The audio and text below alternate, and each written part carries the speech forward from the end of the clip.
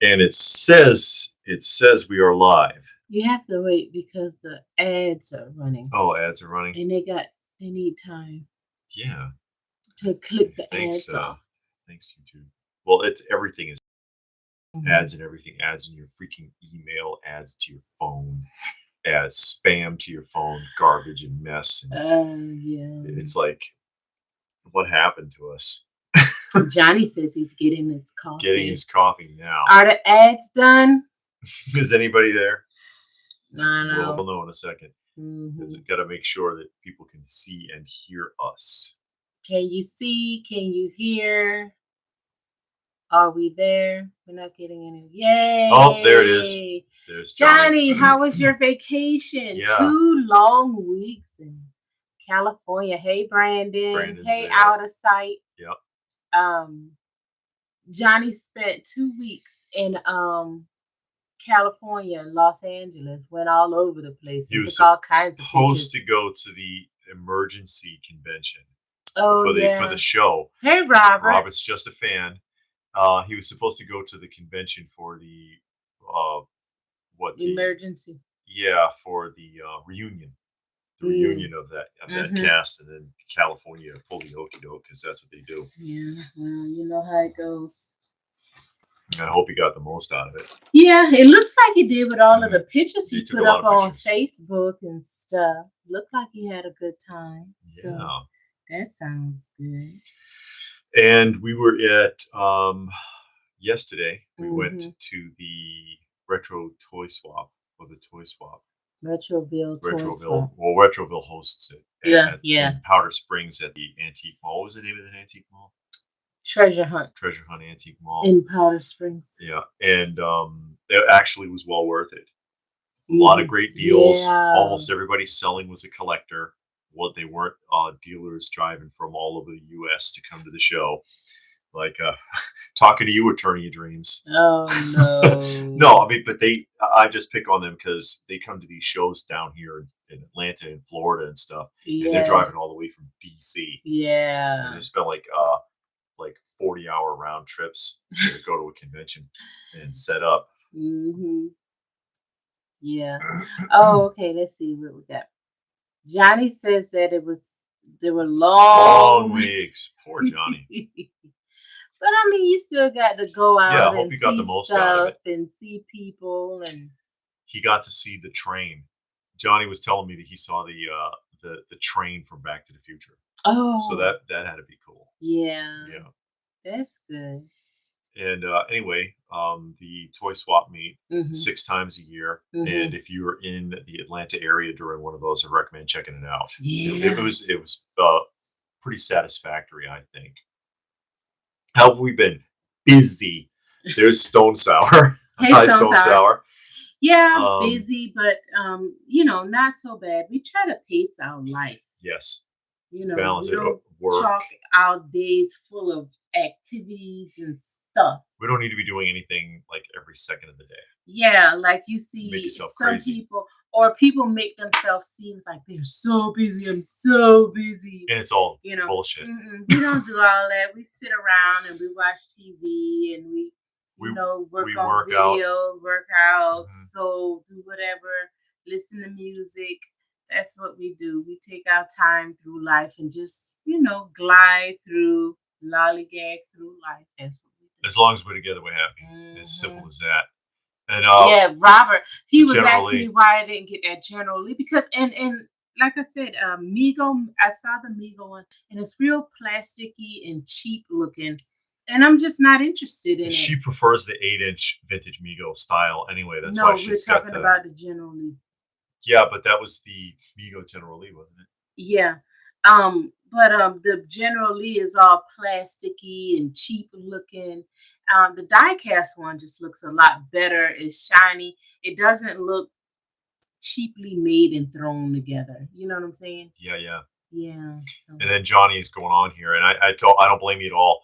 $350 Universal Studio VIP backlot tour pass, and the Back to the Future set was closed. Wow. And they couldn't tell you that at the beginning? That's the only reason he went, I guess. And that's unfortunate. big Back to the Future fan, and I feel you. I get it. You know, Crumb and the gang are sleeping on our bed. And that's they don't get closer than a foot to each other. They tolerate each other. They're not buddies. Yeah, they fight all the time. There's JG. Thanks for joining us tonight. Somebody else had another question. Oh yeah, Robert says I made out like a bandit with the Joes. I did. Yeah, I really did with those carded ones you're talking about at that show. Don't ask what I paid for them. I don't typically don't talk about what I paid, but man, and I paid like 90s prices for those figures. And so I was carrying them. I joke about it, but I really said that because I was walking with the carded Joes, and there were no other carded Joes at that show. There was a lot of Joe stuff, but not carded like that. And there was one figure that I left, and that's because it had a bunch of staples all through it. I was still tempted to pick it up anyway, but I was like, you know what? No, I'm just going to stick. But you could have took the staples out and glue it. I don't know. But somebody's coming. He was like, "Where did you find those?" It's like, too late. Too late. It's this guy over here. Maybe he's got some more, but he didn't. But yeah, we had a great time picking and filming. Oh yeah, not all areas guaranteed to be available at any time of the tour. That's the excuse. Yeah. That stinks. I'm not laughing at you. It's just the premise. Yeah, because you spend so much time, and it seems like on the website or posted somewhere they could say, hey, this attraction is closed for the month, for the week, for cleaning, repairs, or something. Just so you have some warning. Yeah, so people can know, okay, well, I know I won't see that, or just not sell tickets and say tickets are unavailable. Yeah. That just seems, I don't know. That just seems like bad business they don't practice. Care. They don't care. They got their $350, and they don't refund it or say, okay, well, I know you spent money for this attraction. It's closed. We'll allow you to go to that attraction of equal value. Something like they do on the cruise ship. Yeah, that happened to us when we went on a cruise some years ago, and we got chased by a hurricane. And they can outrun one. Yeah, and they did. They did. He was like, well, you can actually see the storm back there. We're going to turn this way. We're going to do this and that. And it happens all the time. Don't worry about it. And it was fine, but we missed an excursion. And so they swapped excursions. Yeah, they took us to Cozumel, Mexico. Yeah, we went to Cozumel, which was interesting. Which ended up, I think, being a better trip. Because we got to see things, because we wasn't supposed to go to Mexico. We were supposed to stay in the Caribbean. But because of the hurricane, Carmen was like, oh no, we're going to do this and that. Dying. There's John McJunkin. Hey, John. And what was interesting about it was that when we got there and we get on the bus, and the bus they had those guys. The one guy was the guy who talked to us, the guide, but there were other people on the bus that were part of a security detail, and they said that the one thing, and we just want to point this out to you so in case anybody was concerned, the one important point from Carnival, because that wasn't Carnival. Everywhere Carnival goes, they own it. Everywhere Princess goes, they own it. They own those spots on those islands, and you stay in those areas so they know what's up. This wasn't theirs, and they said that we had to absolutely guarantee your safety. You stay with us, stay on our trails, do what we tell you to do, so that because outside of that, and you saw that on the one island when we drove through on the island to the we drove through that village, and they were like, don't even look at these people. Some of these places are dangerous out there, and so they want to contain you in those areas. And I thought that was interesting that the lengths that they went to for security with that. And that's BrolyCon and Steve, they're here. Oh yeah, that's right. That's the whole Dragon Ball Z sitting back there. Oh yeah, right there. I'm still shocked. Mexico's still doing cause and bootleg franchise present day. I thought Mexico did cause and bootlegs only in the 80s. Oh, KO knockoffs. It's a big cultural thing in South America. For they're more interested in their own like cheap market bootlegs and knockoffs than they are in real toys. It's a blow mold plastic garbage that they pay like 50 cents to buy on the side of the street. That's cultural for them. They love it. There's Lynx 595. Thanks for joining us, Steve Goldman.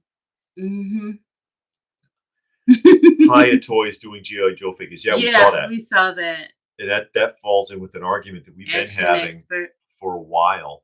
That how there's so many choices, too many choices. In fact, it is for a lot of these action figures in different lines and sizes and shapes, and it's all the same stuff over and over again. It's like, how do you choose? You know, back in the day, Hasbro, G.I. Joe, that's it. Now everybody's subcontracted, and then like even the Silverhawks, because that one company subcontracted through Super 7 and are making better looking Silverhawks than Super 7 is, and it's like Super 7 shot themselves in the foot with that. You know, Steve wants to know if you watched Undertaker video. Did you watch it? No, because I don't even know where it's at. I lost it. It's packed away somewhere, and I can't. It's Punisher X. Hey, Punisher. People are starting to make it in. And going back to, if I could run that over one more time, back to the retro toy swap. Yeah, the I do recommend it if you're in the Atlanta area or if you're going to be there, and so much so, in fact, that the next time around, if the weather permitting, because she doesn't want to be out there if it's cold, but which is every 2 months, so the next one should be April. Yeah. Then we might do a table out there ourselves. April's too cool. You gotta wait. We're in Georgia. Yeah, we gotta wait till July or August.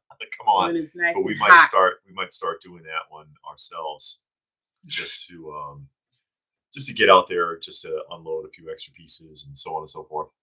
Brandon says he wants the Super 7 Joes. I think they're nice. The Ultimates. Yeah.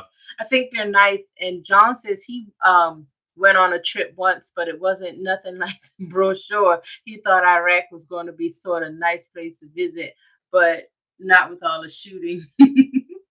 Stone Sour wants to know what we did with the extra Keldor statue pieces. We still have them. Yeah, we still have it. It can be put back together. It can be reassembled, but there's no base. Yeah. It was the arm had broke, and they sent a whole another upper part, but not the base. Not the base. So yeah, if you glue it together, and you have something to put it on, it can work. Because it won't stand on its own. We might, we could bring that to the thing. You could start with those hats. Oh, yeah. I actually have a lot of hats. I just don't wear them very often. Johnny says he went to Vasquez Rocks, the same place, the arena. Yeah, that's right. Star Trek Gorn fight. Okay. Yeah, the famous Gorn fight. That's that rock has been used in a lot of films and TV shows, and that's a hot spot for a lot of people to go visit. Oh yeah. It is. I would go see the observatory. That big observatory they got there. Wasn't Rebel Without a Cause? Yeah. In that it was used in that. That's right. Before everything was built up, because they showed it and it looked like a desert. Yeah. Mm-hmm. That's before everything got built up. Jughead is here. Hey, Jughead. How you doing? I haven't seen him in a while. I agree. I like the Super 7 Joes. I'm digging them mainly because they look like the cartoon. Yeah. And that was the whole point. That was what they were going for. Hey, Umi, welcome aboard. That's what Super 7 was shooting for, was because no one had ever done Sunbow accurate G.I. Joes before. Yeah, and even the reaction figures look good. Hey, Jedi Life. Caught the screen. Yeah, or Jedi Fife. Jedi Fife. Yeah, I said it wrong. The reaction figures look good because that's the size the G.I. Joe is supposed to be, so it doesn't look awkward. It actually looks good in the car. A lot of people are digging those. They just don't like the price. They don't want to pay $18-20 for it, but they think it looks great and it fits, and they're making characters like you remember the Toy Man who kidnapped Cobra Commander Griffin and everybody. Griffin Observatory. They made the clown soldier from that. Oh, okay. On the card, and so people are like, "Yeah, that's pretty cool." And so I get it, but yeah, I agree. Also, it's like $18. Well, I mean, nowadays, and then who they're shooting for, they that's what things are gonna cost. Yeah. 2 weeks ago, I bought some graphic novels, but don't know people are selling their old comics and graphics now with what is happening with DC Comics. Yeah, DC Comics has got their foot in their mouth up to their knee. Are you planning to buy again now? You said Tom Baker coming Dracula. What are your future buys? I'm going on a little sabbatical. Yeah. Well, the Tom Baker is not coming. Big Chief delayed it again, which if you know anything about Big Chief Studios, that is a common problem. I think it's on its second or third delay now. So whatever. Pushed it back. Jedi Life said he's seen the G.I. Joes at Target. If we were talking about that, how you go to Walmart. Yeah, at Walmart, like it's full of Joes now. You couldn't find it. You couldn't find them before, but now that Hasbro has announced that they got the rights to the O-ring back, because I think they had sold it or lost it or something, and then now they got it back. And I was like, oh, they did it with the Sky Striker figures. They're gonna re-release new figures and just, get rid of those other anniversary ones. And now people know it's coming, and nobody wants the new stuff. They're waiting for those O-rings because that's what they wanted the whole time. They've been wanting it for years. Yeah. Brandon said that if those figures were $12, $15, he'll buy them all. And Out of Sight wants to know if there's any rituals we do for every con event. We just go out to eat somewhere afterwards. Yeah, nothing special. I mean, we're not big on fancy restaurants. We would be happy to just sit in like Steak and Shake and share a grilled cheese sandwich and a couple of shakes. Because we're simple, but yeah, we simple and cheap. Yeah. So we go to restaurants and buy one meal and eat. We share the waffle at Waffle House. People always staring at us too. Because we'll order one meal, and then they'll say, okay, and what else? And we're like, that's it. And then the waitress will just look like, and then we'll split the meal. And we always sit next to each other. We don't sit across from each other. Yeah, and then we split the meal in half, and he eat half. Yeah. And we go to McDonald's and buy one thing of fries and split it. And that one time, where was it? It was at Denny's. Somebody thought we were so cute that when we went to pay for the check, they were like, "Somebody already paid it for you." I think they thought we were poor. I don't know. Because we had one meal and we were sitting there sharing it. I know I should sit there and shiver and cough too. No, what is funny, and I do this. I don't know why, because I'll divide the fries up like you get one to make sure it's even. I know we're so lame and silly. Yeah, well, but hey, that's what we do. Johnny says he has something he wants to send us. Oh yay! Oh no. Fan mail. I have a special treat for you too. Okay, good. I can't wait to see it. Brandon wants to know what happened at DC because of all something happened at DC. All the woke writing that they're doing. Well, that's everywhere. That's not just DC. They've gotten real bad with it just recently, and they're pissing a lot of people off. Yeah, Robert. Yeah, $20 too much, but I figure when they go up on eBay, we'll jack them up. Yeah, but now sometimes Super 7 stuff on eBay. It doesn't do all that great. I mean, the prices don't go that high on some things I've seen. Did you see the Who Framed Roger reaction figures? No, I didn't see it. No, I think I did see that, but I didn't put it on the roundup though. Guess nobody into the T2 Predator anymore. I don't know what T2 Predator is. What's that? Hey, where are you at? Right here. Did you see the Who Framed? Oh, no. Peacock has Harry Potter. Do we have Peacock? Yeah, I have it on disc. I got it on disc anyway. No, I got that 8-box set. All 8 of them. I don't care for that type of movie. It's too long. And I don't NECA's still cranking out Predator stuff. Yeah, was it really cold? It was cold. Like I said, people's eyes were literally watering. It was bitter. It was and it was windy, and people's stuff kept getting knocked over. Yeah, the wind was blowing the tents down. You see, people had blankets, and you could see their eyes. For Georgia, it was cold. Yeah. And I know my hands. Well, it was like 26 or 27 or something that morning. Yeah, and windy, and the wind is what gets you. What's the one mint on card Star Wars figure that means the most to you? Well, actually, my next Star Wars journey will talk about that a little bit, because I got one coming up. We actually just filmed it this morning, and we'll probably put it up, I don't know, tomorrow or the day after.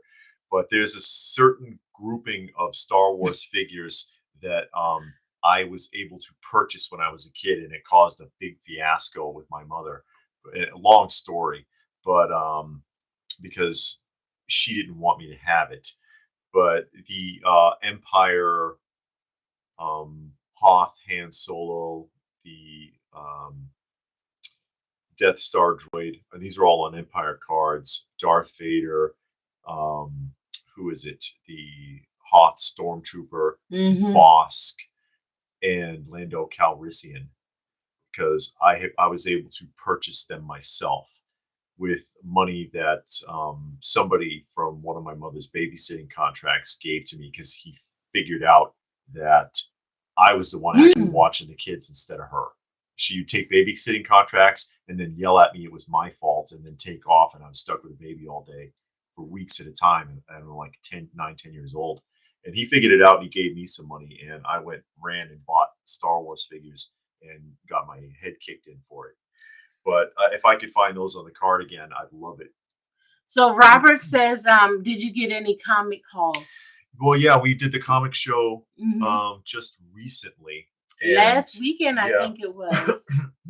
Well, I got comic books yesterday, but I don't have them sitting here. I do have these sitting here, though, because I was working with them. But it was the, Thor 337 and 338, first and second appearance of Beta Ray Bill. I picked up yesterday, and they look like the 7s or 8s graded, but they get wrinkles in them, and I can fix that. So we'll see how that works out. I got them really cheap.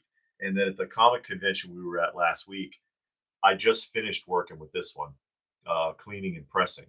And that's the first appearance of the Rhino, Spider-Man number 41. 41, right? Yeah, 41. And I think that one came out really nice. Really nice. And I got this for a song at the show. Really, it was so cheap. It was incredible. What does that mean? Song. You got it for very little money. I just said that. And I also got this one at the show.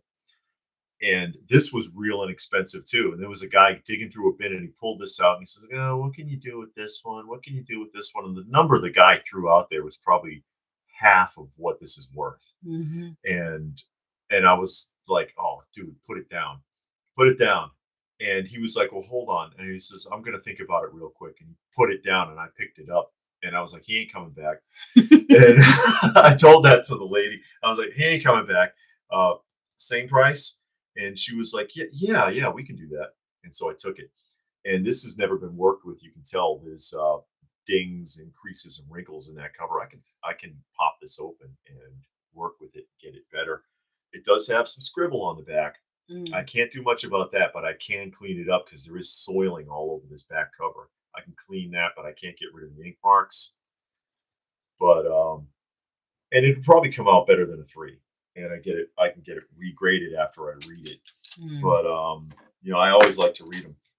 Brandon said they got 8 inches of snow in Indiana. Oh my! I remember those days. Yeah, John McJunkin wants to know how we feel about the Aquaman movie. I like the.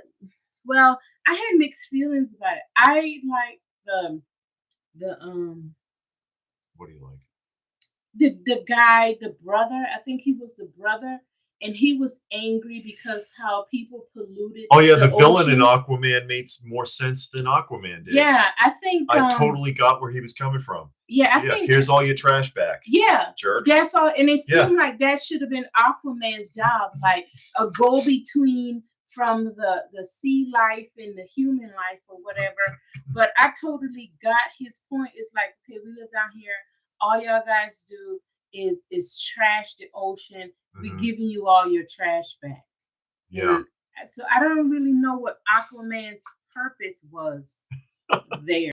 But yeah, I don't know if it gained traction or not, but I thought the villain made a lot of sense. Well, there's going to be another Aquaman, but is it? Yeah, they're making it 2. But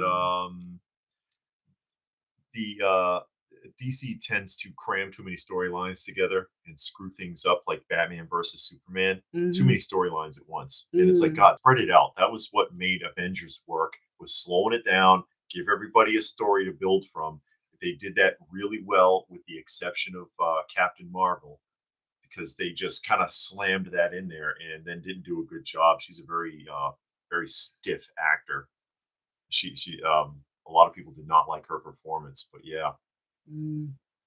Ling said he still buy Blu-rays and DVDs, had HBO Max, but sometimes didn't use it. Got tired of wasting $15 a month, so he canceled it. Yeah, that's why we canceled a lot of Hulu. We had that. Netflix too, but then they also got like super political, so we dumped that. And we don't have any other paying except for Amazon Prime, which covers a whole lot of stuff. Yeah. So. Wow, typical drama. Yeah, Robert. I feel your pain. As a kid, I had 12-inch Alien. Oh, yeah. And the Shogun Godzilla for 2 days, then had to return them because my mom hated the person that gave them. And those are two classics. I'm still looking for. It's an 18-inch. The Kenner. It's 18 inches. I'd love to have one of those loose right now. And Brandon and Links like the comics. Yeah, that Rhino cleaned up real nice. That's like I did a nice job on that. Nice and smooth. It's an old school presser. Brandon you says, can see the press sitting right here. That's my press. Brandon says that's a nice first appearance. Link says awesome comic. I wish I went back and collected all the Marvel DC character stories that had and they did that in the Marvel too, and the Spider-Man, and it's like there's a bank robbery, but they were foiled because of ding dongs or something, or the fruit pies. Here's some Hostess fruit pies. Oh, great! Take me to jail. It was pretty stupid. Link said he heard that Netflix is going to cost $15 a month. They're going up even more. They need to charge more because they lost so many subscribers because of their bad choices. Yeah, they canceled like all of the best shows. Yeah, and Kirk, replaced them. That's a heat press. That is a heat press.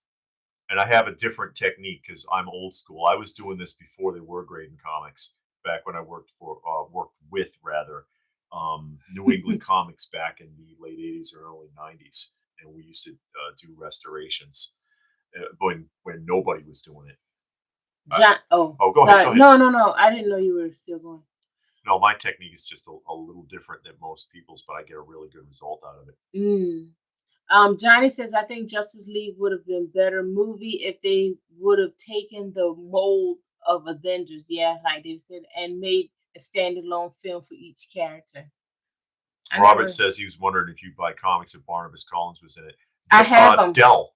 I think it was Dell, was it? Was it Dell or Gold Key? I can't remember, but I do have some. I have the newspaper scripts. Yeah, she's got the book, the big book. Yeah, I do have it. It was the Dark Shadows, the comic book, because it was supposed to be oh God, what is that girl's name? Someone else was the main character of that show. Angelique. Yeah, Angelique. Oh, she's making it hard to watch. Not Angelique, no. Oh, you mean Victoria? Yes, Victoria. Yeah, Winters she's supposed to be the main character. Her and Barnabas, but Barnabas became so popular that they just kind of shuffled her off. Yeah, and now Angelique is kind of taking over. She's really making it hard to watch. So I really like to see your cleaning and press routine. I don't collect.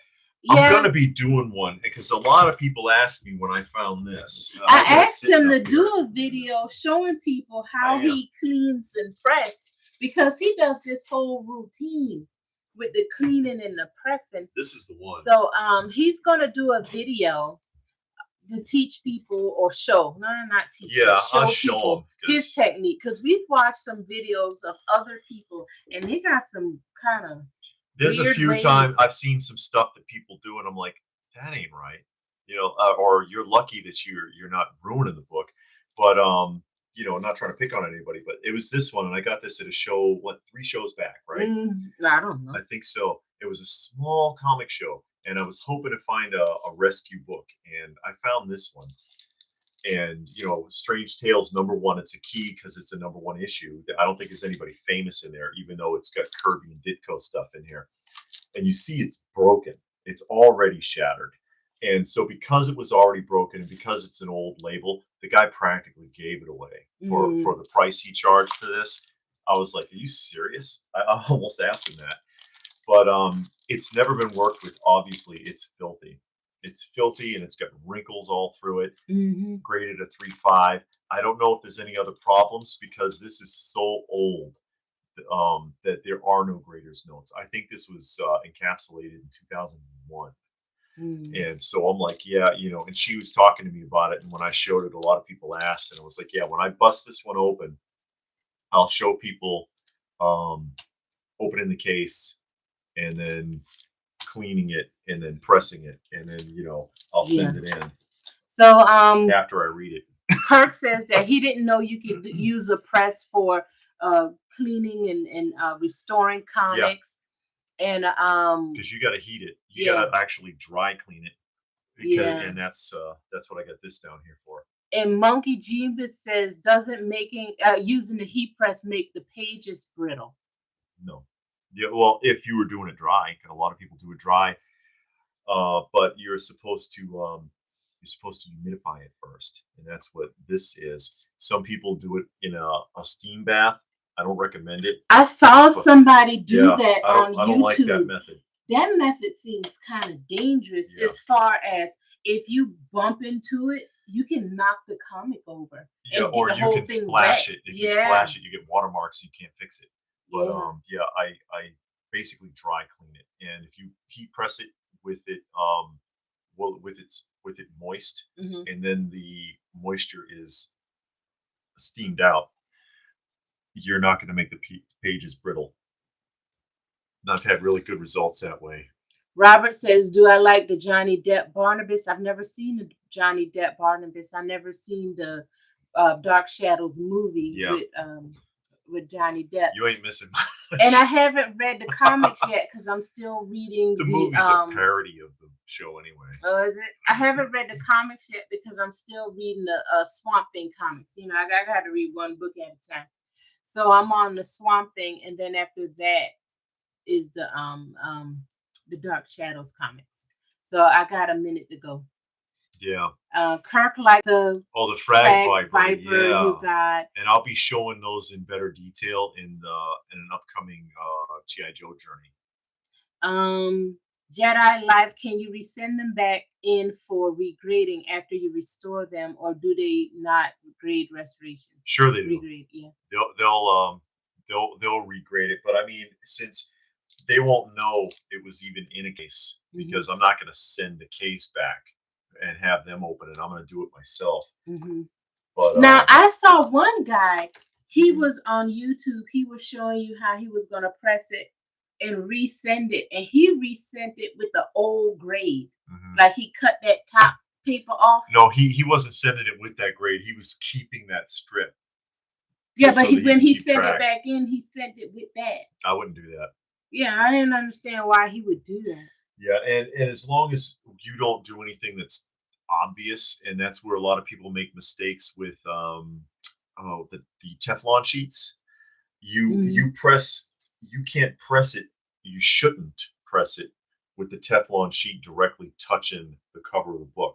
A lot of people do, and if you get a magnifying glass on that, which a lot of graders will do, you'll actually see teeny tiny little squares, and then they'll give you a strike for canvassing is what they call that. Hey, King Pope. Johnny says ETA. I don't know what ETA means. Nick is somebody he sees on YouTube, I guess. Okay. I'm not familiar with him. He's very good at pressing. Robert could care less. If he loved the comic, he's just going to keep on reading. And JG says, do you own your own grading or pressing service? No, I don't do that for other people. The grading is iffy. I know people who sent in the same comic and it got a higher grade the second time they sent it. Yeah, and it is, and you hear things like, "Oh, CGC, it's triple certified," is what they tell you, and it's kind of like when you get a second opinion from a doctor. Yeah. Because you get the guy who grades it, and he says, "This is this grade," and he hands it to Jim. What do you think? Yeah, okay. What do you think, Mark? And then there's your triple thing. And often it's a matter of opinion. And, unless something really stands out, man 2 and man 3 that are going to glance at it real quick after you've just done your grading process, because they're not going to totally regrade it, is very likely just going to agree with whatever the first guy said. So there you go. Oh, there's Daisy. Hey, Mom. How you doing? And Gilgamesh has just joined us. Link says, where do we buy our movies besides Walmart and Target? We buy it at yard sales, yard sale, Goodwill, yeah. Thrift stores. And also I bought some on eBay, depending on what it is. Yeah. If it's a hard to find something or another. A lot of times if you go to like Half Price Books, and there's a place around here called Book Nook. They have a lot. And at the thrift store, not the thrift store, the flea market, they have like the little booth inside that only sell DVDs, depending on the price and what you're looking for, those kind of places. I could have sworn that I had seen the Thunder the Barbarian upcoming movie attraction, but it was a month ago. I hadn't seen anything since. I hadn't seen anything about that. And you never know, because they talk about that. How many years have they been talking about a Thundercats live action film? I remember the first time I heard about a Thundercats live action, and they had like pictures for casting and stuff like that. They had David Carradine cast as Tiger. That's how long those rumors have been flying around. I don't think he'll be a good Tiger. I mean, he had to be kind of muscular. Because they wanted somebody wise, so they were tying it in with like his reputation as kung fu. So all he's gonna do is read a script. From that perspective, it might have fit. But he could have looked like Tiger when Tiger was a drug addict. Yeah, all skinny. Because remember, Tiger, that happened to him twice in the series. I said it like 3 times. I thought he always get addicted to one something. was with Silky. Yeah. And the other one was because of that scepter or something that he had, some piece of jewelry or something that he found that made him feel good when he held on to it. Master Mexico is here. How you doing? I hope you're feeling well. How are you doing? So they say it's good to be able to be with you. Yep. Glad that you're here. Glad we could see you. Well, not see you, but talk to you. Half Price Bookstore. Love Half Price Bookstore. Sucks I don't have one here. Actually, we had some really good luck at Book Nook just recently. Yeah, we bought some stuff. And we got some of it sitting here. And she picked up this. There's action figures, and their prices were really reasonable. Now this one, basically, and it's the card is rough. Yeah, the card is pretty rough, but it's factory sealed. And what I ended up paying for these all together, and I can actually fix some of this. I can fix some of this scrolling. I've pressed carded figures before, and I've gotten pretty decent results. But what I paid for these was what it would have cost me loose complete, and they're still on the card. And the cards aren't fantastic. I couldn't resist Food Fighters, and you can't find these at all anymore. People are going nuts for them recently. But I paid less for this than I would have paid if I got this figure loose complete. And so I'm like, all right. I'll show you the back in case you've never seen it. I love how it comes with a little file card to kind of be like G.I. Joe there with their file cards explaining who they are. Food Freshness File, nicknamed Batter Breath. Johnny says you should send the labels back when you send your comics for regrading so they can take it out of the census. By sending the label back, you are keeping the census accurate. Oh, I see. I see. In the hobby. Brandon had to leave. Have a good week, Brandon. I like this room. The other looks like a closet. David Carradine would have been a good link. So okay. Yeah, I agree with that because he's older and not as big. Plus, and again, older. So Tigra is supposed to be older, but not as old as Linkso. Yeah. If you keep the label, then you are artificially creating two comics in the census. Yeah, that makes sense when you see it like that. Yeah. I had food fighters. I understand. Awesome pickup guys, cute food fighters. I really miss Suncoast. That was the jam. Those food fighters are amazing. Card art looks great on the wall. Yeah, they don't do good card art anymore. They don't try. No. Super 7 does a good job with those reaction figures, and that's the best thing the reaction figures got going for them is that card art. Mattel is doing good on the animals, like the Battle Cat and the Panther at the top of the thing. You know how it comes in the box, and on the top they have the old picture from the original Mattel. Okay. You know what I'm talking about? Yeah, I don't know what you're talking about. But anyway, Mattel is doing better. NECA, the NECA, what is it? Kenner retro line. They do good art. They've done a good job reproducing how the original Kenner cards used to look. Oh, that's what Robert just said. Yeah, NECA does okay with package art. Yeah, Robert wants to know what was our favorite store. He says he misses Suncoast. Suncoast I don't have a favorite store. There was a Hollywood Video? Yeah, near where I was. And they had, I used to get a lot of T-shirts and action figures and stuff there in the 90s. Mm-hmm.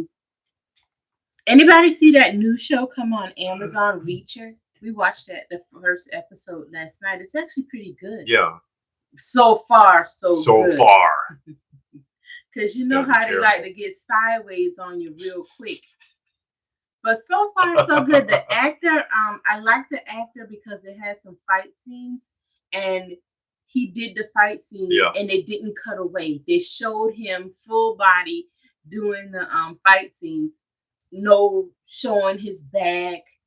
No like blurring it or moving the camera really fast. Not Tom Cruise. This is a TV series. Yeah, it's a TV series on Amazon Prime called Reacher, and it's a weekly program, 1 hour program. And they already released the first season, and we saw episode number 1, and it was actually pretty good. Good storyline. The actor again fits the role because they had some fight scenes, and they didn't do the cutting away. They didn't switch out the character for the fight scene, so that made it like okay. We might get somewhere. And he fits it, for what he was doing. The guy's size said, okay, he could actually do that. Yeah. Oh, okay. Masters explained it. Oh, okay. He says, I have to give it to LPH. The Axel Jimenez designs on the back of the Origins are absolutely great. See? Okay, now I know what you're talking about. Somebody knew what I was talking about. Thank you. I wasn't sure what you were talking about, but now I know what you mean. Yeah, on the top of the card. It's on the back of the top of the card. Yeah, on the top of the card. Okay. Is they took it from the old ones and put it on there. They didn't do nothing brand new, but it still looks good. It looked like they tried at least. Yeah. Only watch old stuff. Might pick up Ghostbusters. The clips look good. Most of what we watch is vintage. Oh, you talking about the new Ghostbusters with the old people in it? Yeah. I don't know if I want to see it.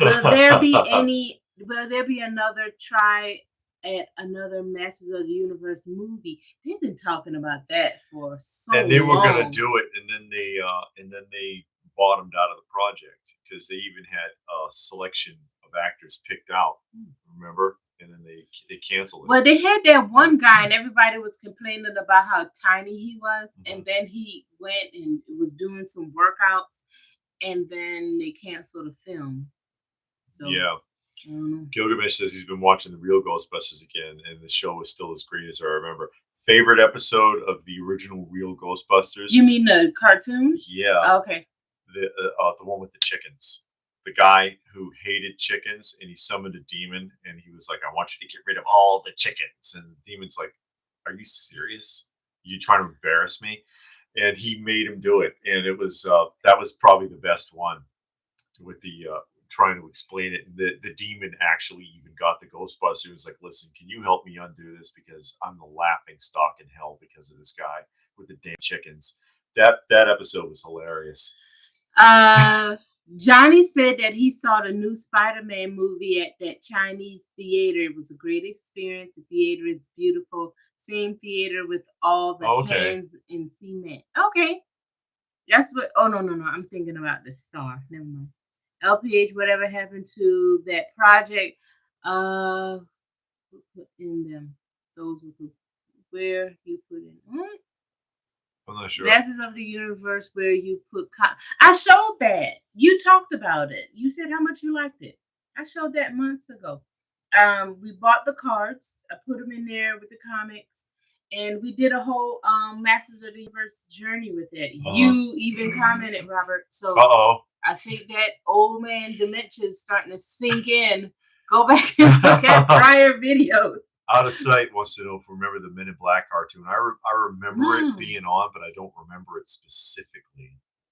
And Brawley Khan wants to know if we're planning going to any other con soon. Yes. Show them the thing. What's the next one?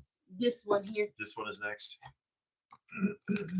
Oh, back up. This is going to be in Columbus, Georgia at the Coca-Cola Space and Science Center on February 27th. We're going to go there. And if you go, also the Lunchbox Museum is in Columbus, Georgia. Yeah, we did a tour of that once before. We did video of that. And it's actually nice. It's pretty impressive.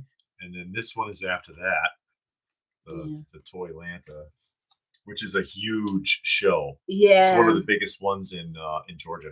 And this is in Marietta, Georgia. So this is some places we'll be. And then also... Where's that other piece? Yeah, this one. Yeah, this one. Is the same guy, Retroville, that did the one from yesterday. But it's a different event. Yeah, but it's going to be basically the same. It's going to be indoor-outdoor. So you're going to have some parking lot people and some indoor people. And they're going to be doing the same thing, selling their stuff. And this one is in May. And the next Toy Swap Meet is actually the first Saturday of April, but I don't have a card for that. No, because that's just known. And if you're in the Georgia area, what is it? The Georgia Toy Fair or something? What's their website? Atlanta. Oh, now look what you did to me. What is the name of that thing? Let me look it up. Anyway, I got confused. Master Mexico. You look while I read. The new Master of the Universe movie is already announced. Atlanta Toy Collectors. I remember. Atlanta Toy Collectors. Atlanta Toy Collectors on Facebook, and you'll find that stuff. Yeah, and then they post up, all the upcoming stuff, and we also just do a search on Google of toy fairs or toy shows and stuff, and we try to do like a 2-hour trip, no further than 2 hours, maybe 3. Yeah, if it's going to be something huge, we might push go 3. But like that South Carolina Comic Con is pretty big. Yeah, that one is worth pretty going big. To. Yeah, and we usually have luck there.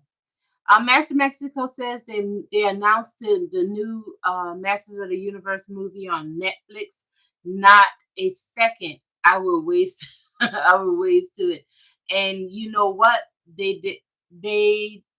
What is that? Declared it. Oh, declared it to be a sequel of the Lundgren movie. Oh, and on Earth. Wokey dokey. Yeah, okay. Wokey dokey. Well, yeah, well, yeah. Well, when I read the Netflix, I knew it wasn't gonna be. Yeah. And Stone Sour wants people to hit the thumbs up. Thank you, Stone Sour, for always reminding people. We appreciate it. I was wondering if you were doing any more emojis. Oh, with those little comics. No, I only bought the 2 comics because I had 2 figures. That was actually an expensive project. Yeah, it was an expensive project, so I'll never do that again.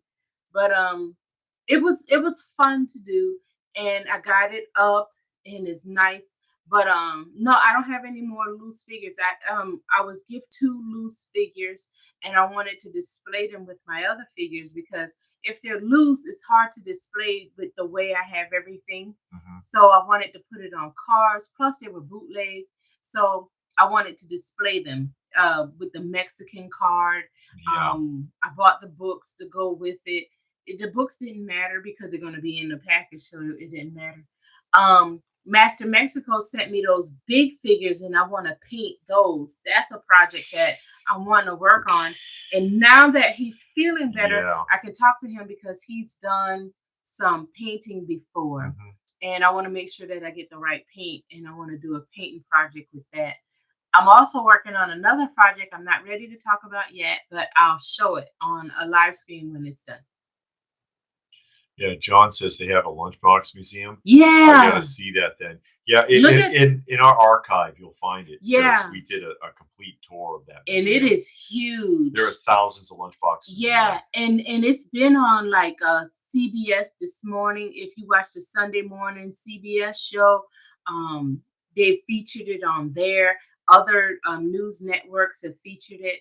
But they've only did 6 minutes. I think ours was like an hour. Yeah, we ours went was through long. Each one. We looked at every box. Yeah, and it's really nice. It's really nice. There's a lot going on in there. Yeah, so if you go to that, and that museum is just that guy's overflow because he's got them at home too. We just we just didn't get to go to his house. Yeah, and it's inside of an antique mall. So you go into the antique mall. Yeah. It looks like nothing's going on. And then you say, hey, is the Lunchbox Museum in here? And they'll be like, oh, yeah, it's over there. And then it's like a whole nother world when you walk in. There's a big old diorama in the middle of the floor. That's really nice. And he's got some extremely rare lunchboxes they're in the case. Most of the lunchboxes are out, and there's even some for sale. Yeah, he has some for sale. But in the cases is some stuff that you'd have to mortgage a house to buy. Yeah.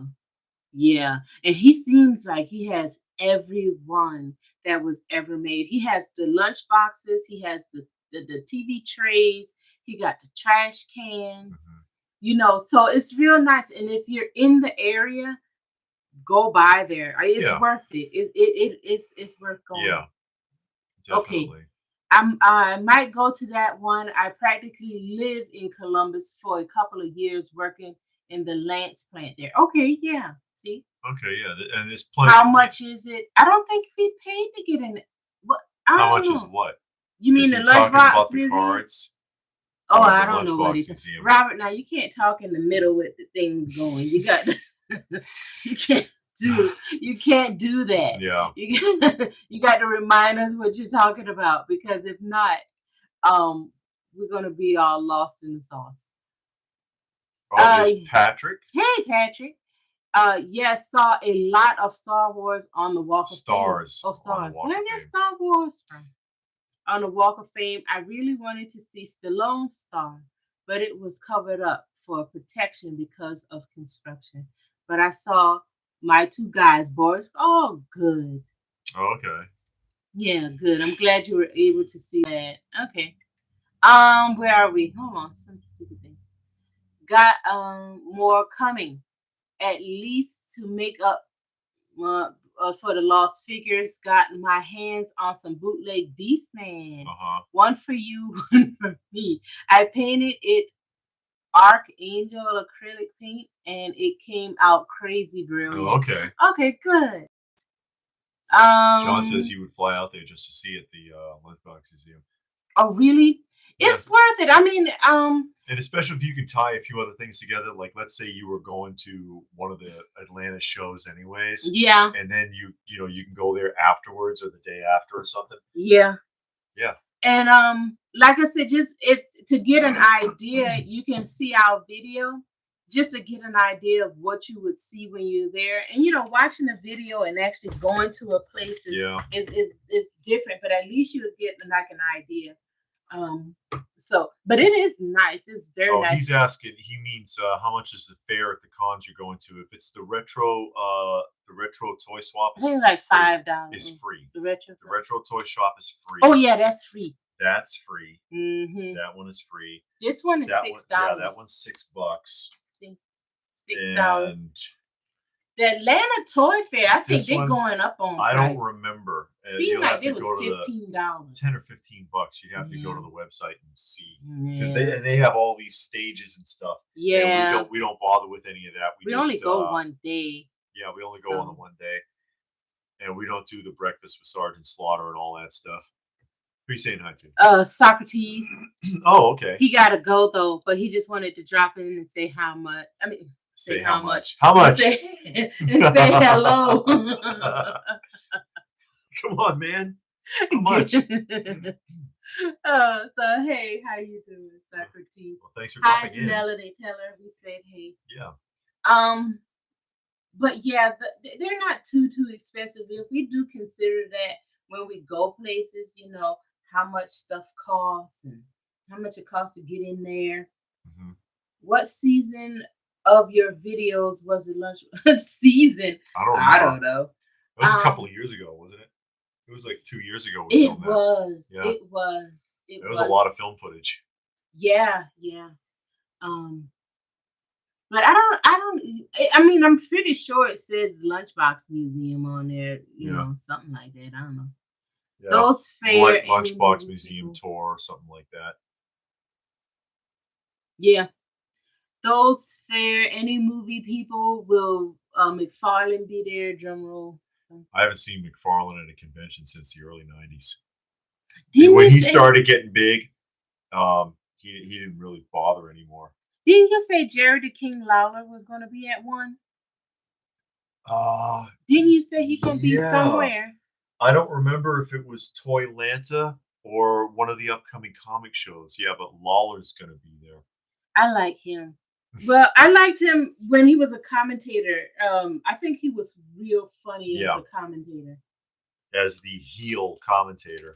Yeah, because I can't remember who he used to be with, but they did well together, playing off each other and the things that they would say. I thought it was just hilarious.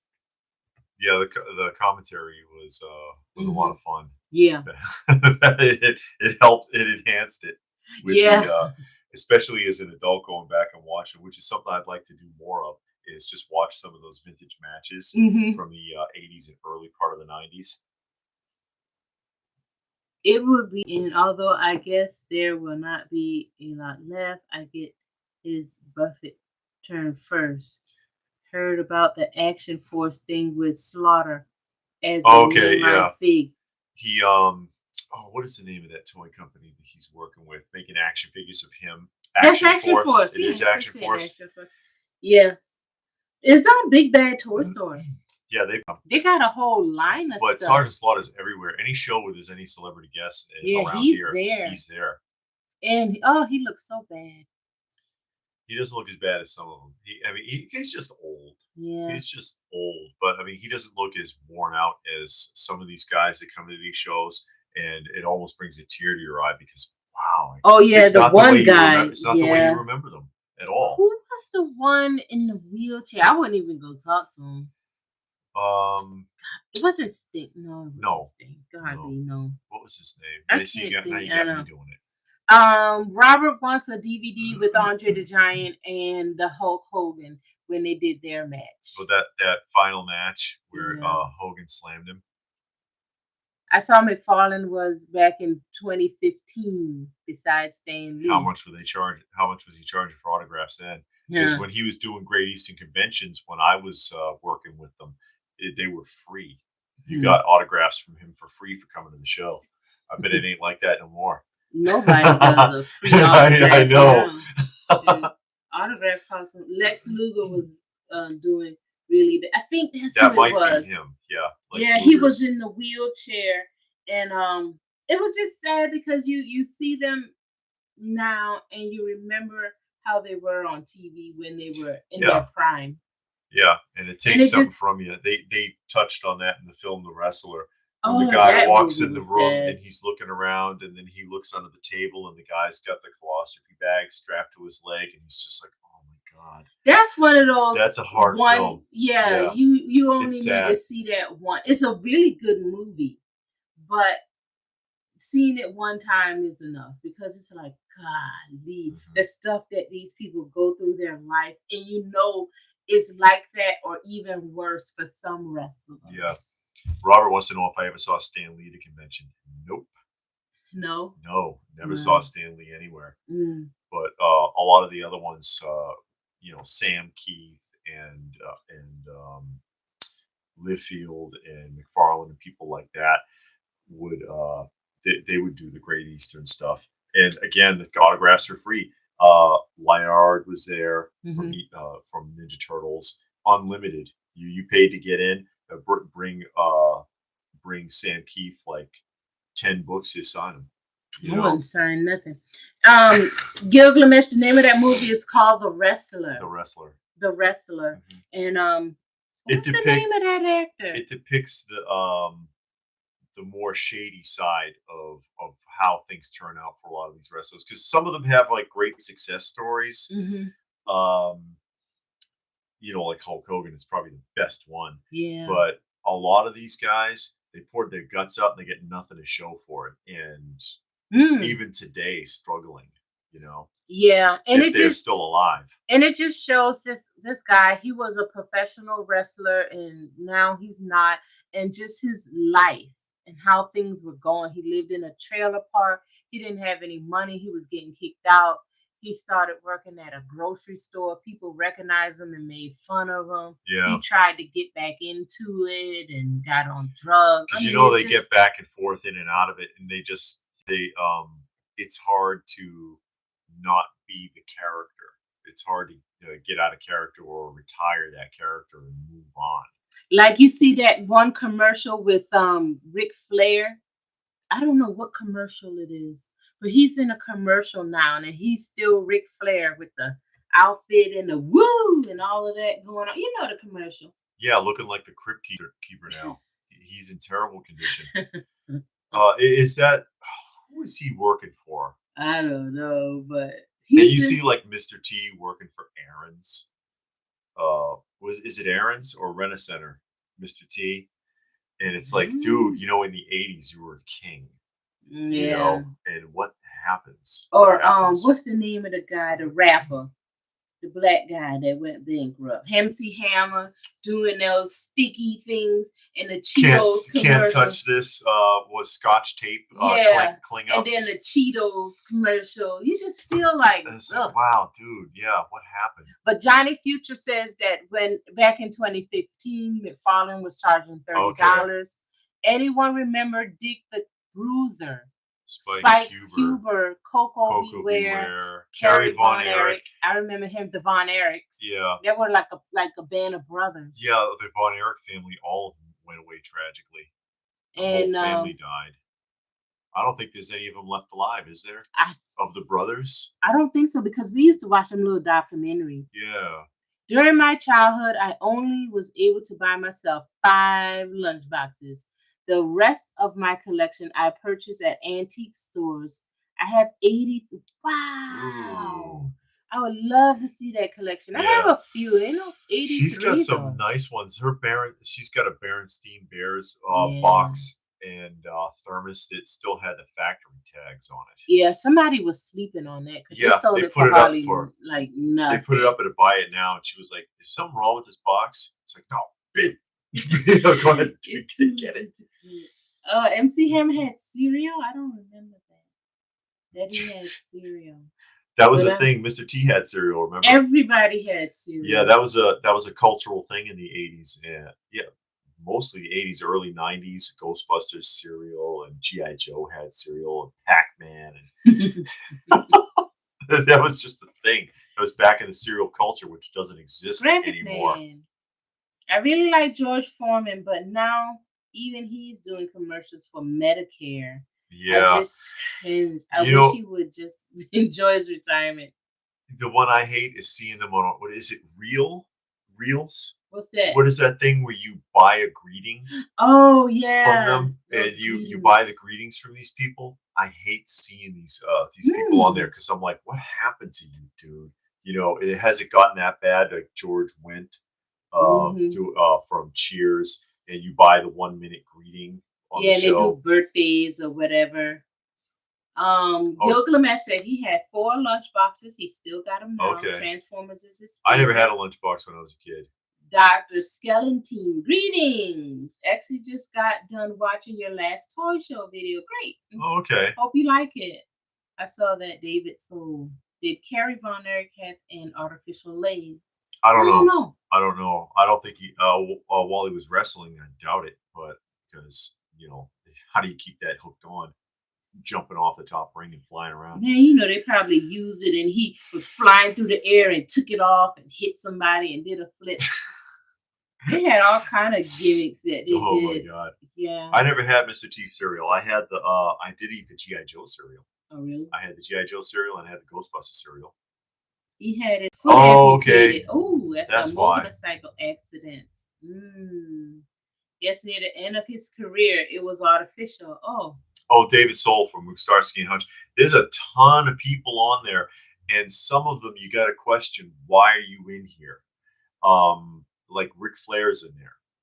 You know, people that you think shouldn't be, and a lot of other people. You're like, wow, you're that desperate, huh?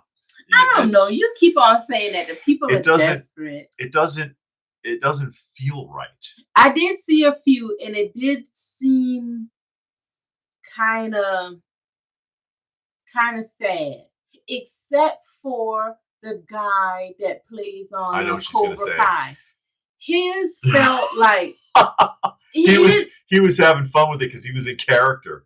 Because you see the samples. Mm-hmm, he was in character, and so he was having fun with it.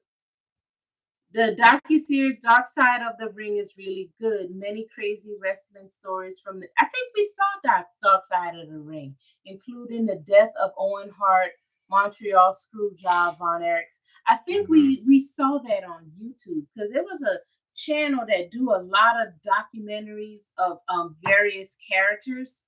And we used to watch that a lot, and I think we saw the Dark Side of the Ring. Massive Mexico. Lunchboxes during the 80s in Germany look like they have been required by the USSR. But I realized that I could have had a childhood being protected by He-Man. You got industrial steel boxes with buckles on them and stuff. Yeah,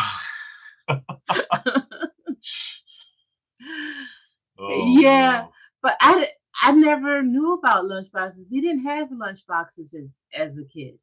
You know, we went to school and we ate school lunch. Nobody brought their lunch in. Yeah, me either. There was a couple of kids with boxes, and again, that was a big cultural thing. But you know, in my case, big city public schools in Boston, there wasn't much room for that. They provided you the tray, and it was this plastic container. It wasn't like a lunch tray like you think of a school lunch.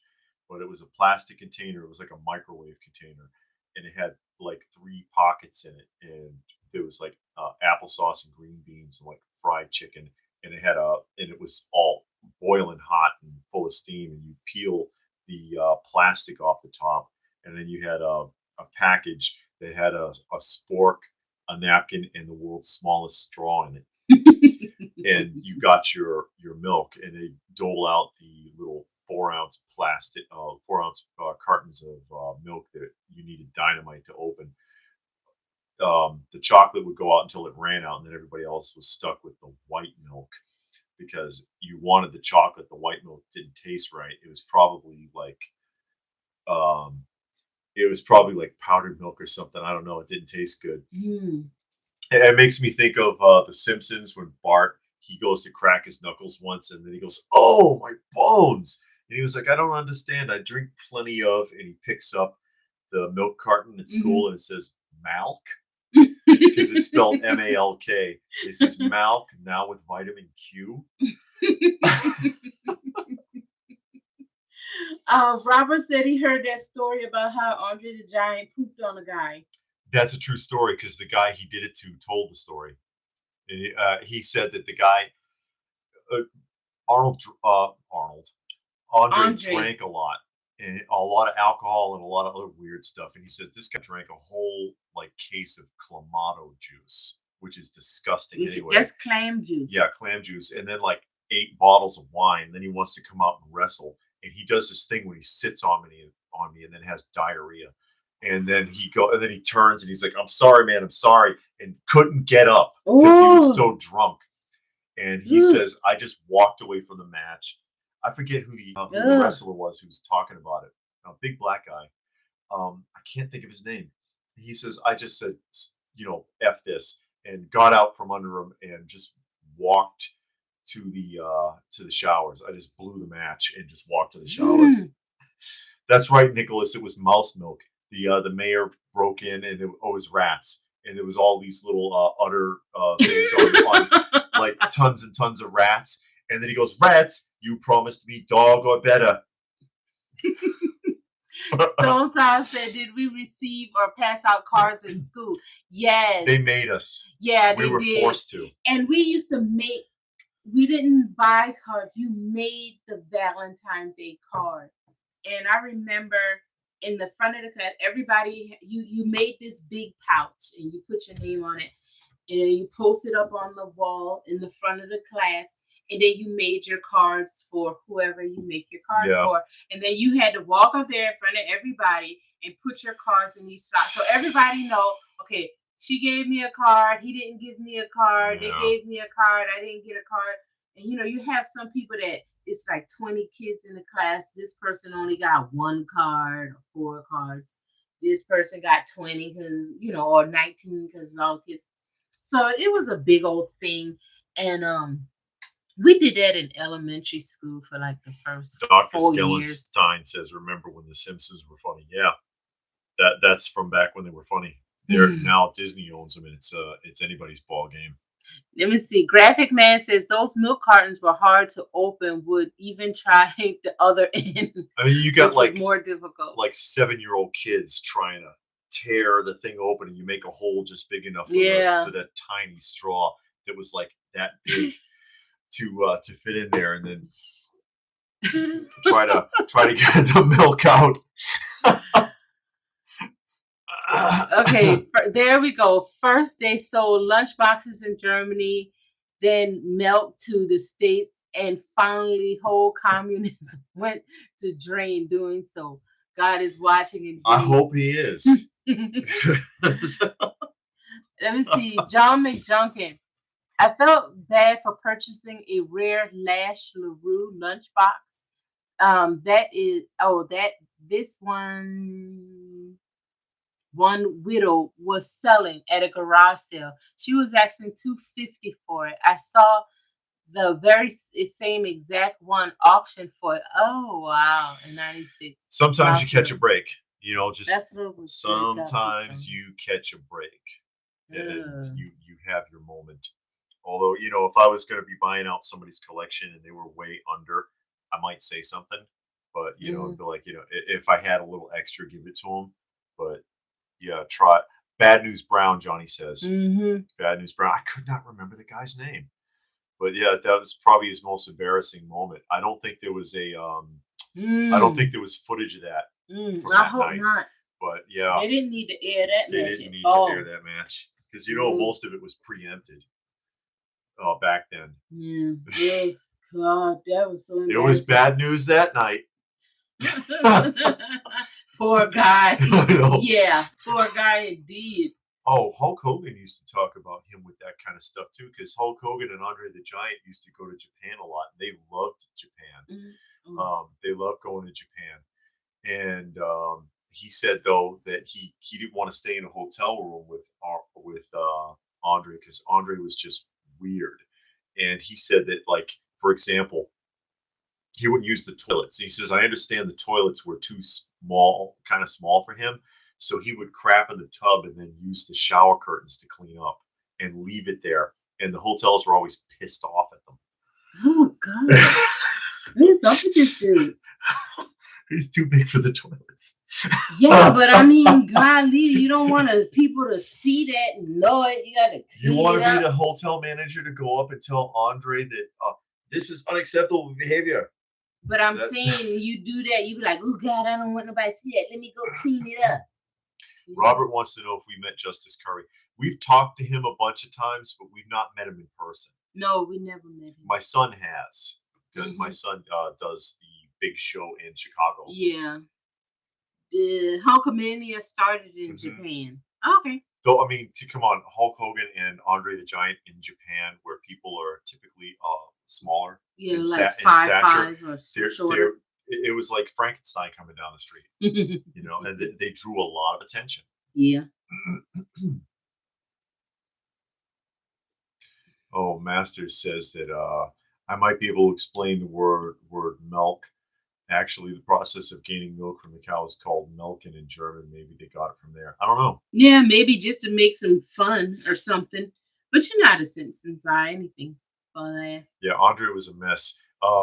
What's his name? Hulk Hogan also said that I've seen him in interviews, and he talked about it in his book too. I think that sometimes the phone would ring, and it would be Andre's room calling him, and he'd be like, "Hey, Hogan, listen to this," and then you'd hear girls just screaming because Andre would hire prostitutes to come up to his room, and it's like 3, 4 of them, and you just hear them screaming on the phone. I don't know. And he's like, dude, I don't want to know what you're doing over there. Stop calling my room. Because Andre would do it all the time as a joke. He might have been telling them to scream just to mess with Hogan. Who knows?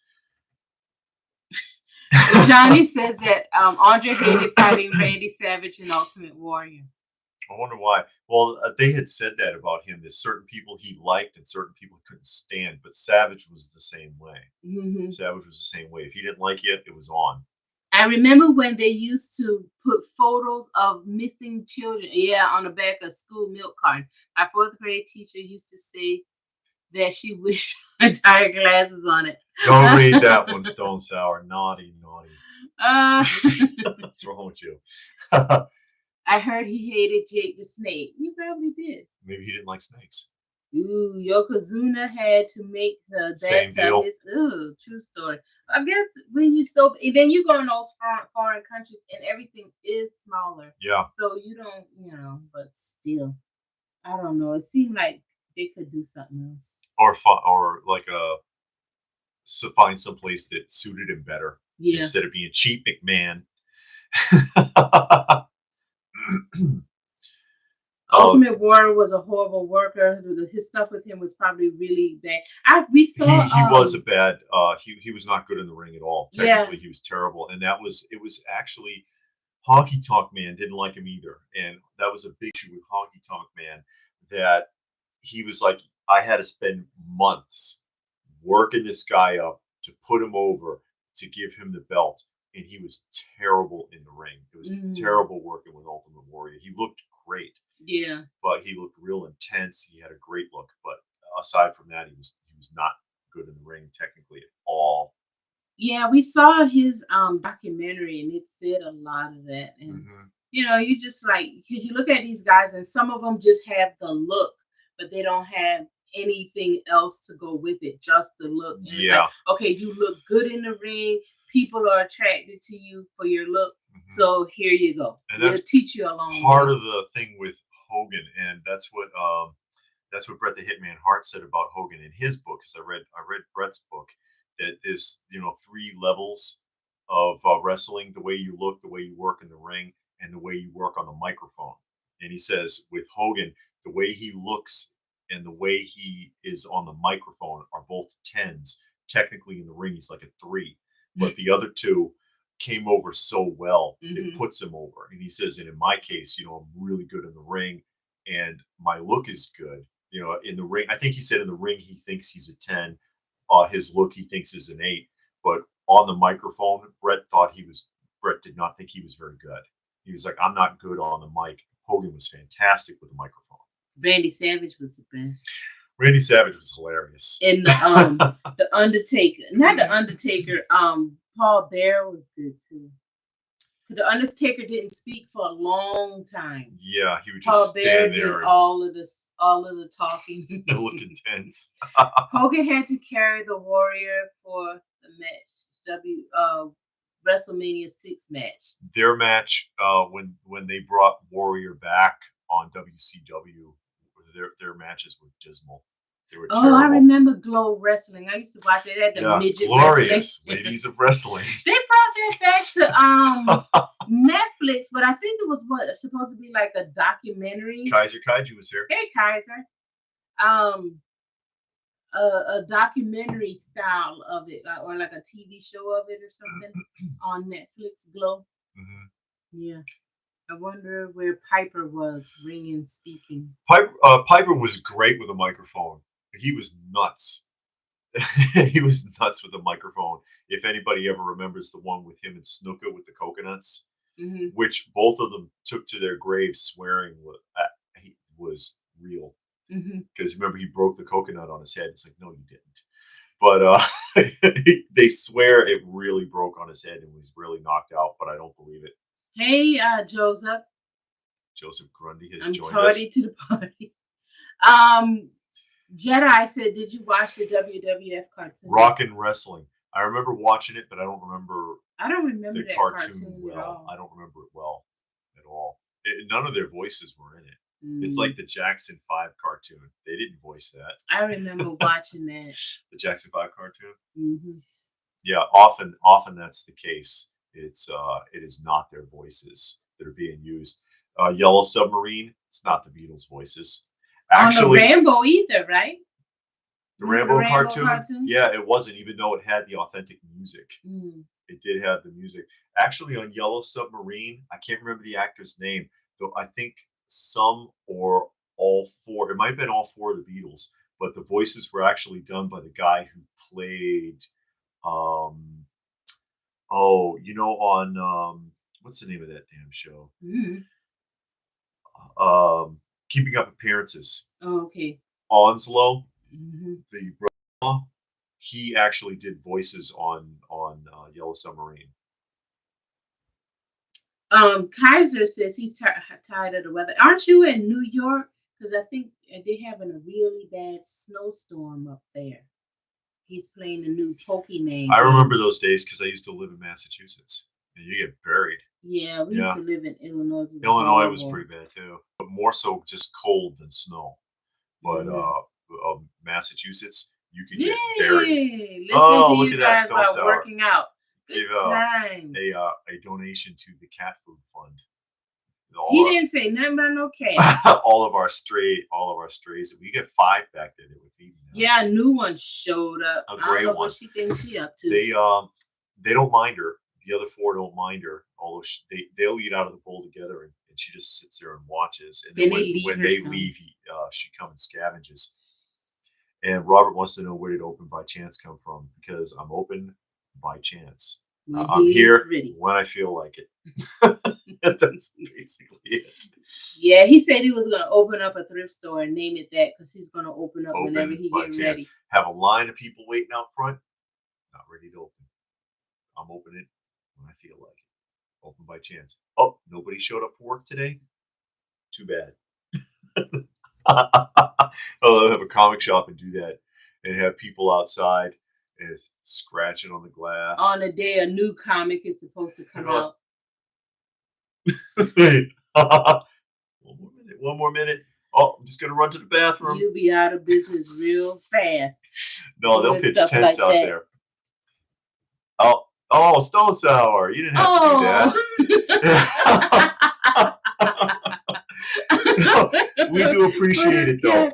We do spend a fortune on cat food. Yeah, I'm going to quit that mess. Those cats, they're too expensive buying all that dog food. You can't let them be hungry out there. They can eat those ticks and those crickets like they've been eating. That's what the possum eats. That's what the possum eats. Boy, and then you go to the store and there's no food on the shelf, even for the cats. Yeah, there's been no soft food at the Walmarts, Targets, nowhere for cats or dogs. Yeah, because we buy the dog food because it's cheaper than the cat food and you get more. But it's empty. There's no dog food. So it's like, what's up with that? You know what you do in the comic shop, actually, since we're on the subject, and you really want to tease people, is when you get the new books from Diamond, because Diamond distributes almost everything now. You get your little chair and then you drag them out and you cut the ties and you sort the books in the view of the front door so that they can stand out there and they can see you when they're doing it. And they're like, for Christ's sakes, it says 11 o'clock. It's 11:22. And you knock on the door and you just go, just a minute, and have them out there. Come on, man. John says if you got donuts, he'll be there. He don't care what time you. What kind of donuts, though? We had a snowstorm at least 2 feet recently, mostly in the 20-degree range. Not very motivating. Imagine sitting in a storm trying to buy the last minute at retail. Mm-hmm. Yep. Gilgamesh knows what I'm talking about there. See, they do that at comic shops. You think I'm kidding? Like that. There were so many times I showed up and they were closed off getting a coffee. Because there's only one person in there. And if you got to go to the bathroom or something, you got to lock up so you can use the bathroom. The cream of the crop one is the best. That's one of the best ones with Randy. He loves that one. Yes. Jedi Life was actually that lady with the 3D printer. She was talking about the printer. I asked her, I was like, you do? Her and her friend tried to help her husband out. She was like, yeah, he could totally do that. Let me go get him. Well, I ain't got to that part yet. Okay, go ahead. So, I said, hey, you do 3D printing. Do you take contracts? Can I hire you to do? She was like, oh, yeah, my husband do 3D printing. He's good. He loved that stuff. Oh, yeah, her husband is great. He loves doing that. He can make anything. You got a picture, he'll make it. He's over there. The guy runs to go get him. And I said, hey, I have something. I want 3D printed, it's a cane because I have a little project I'm doing. Barnabas Collins cane and a ring.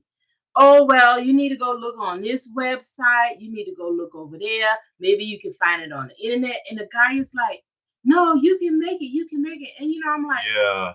Well, I got everything I need. I just need these 2 pieces. I bought this. I bought that.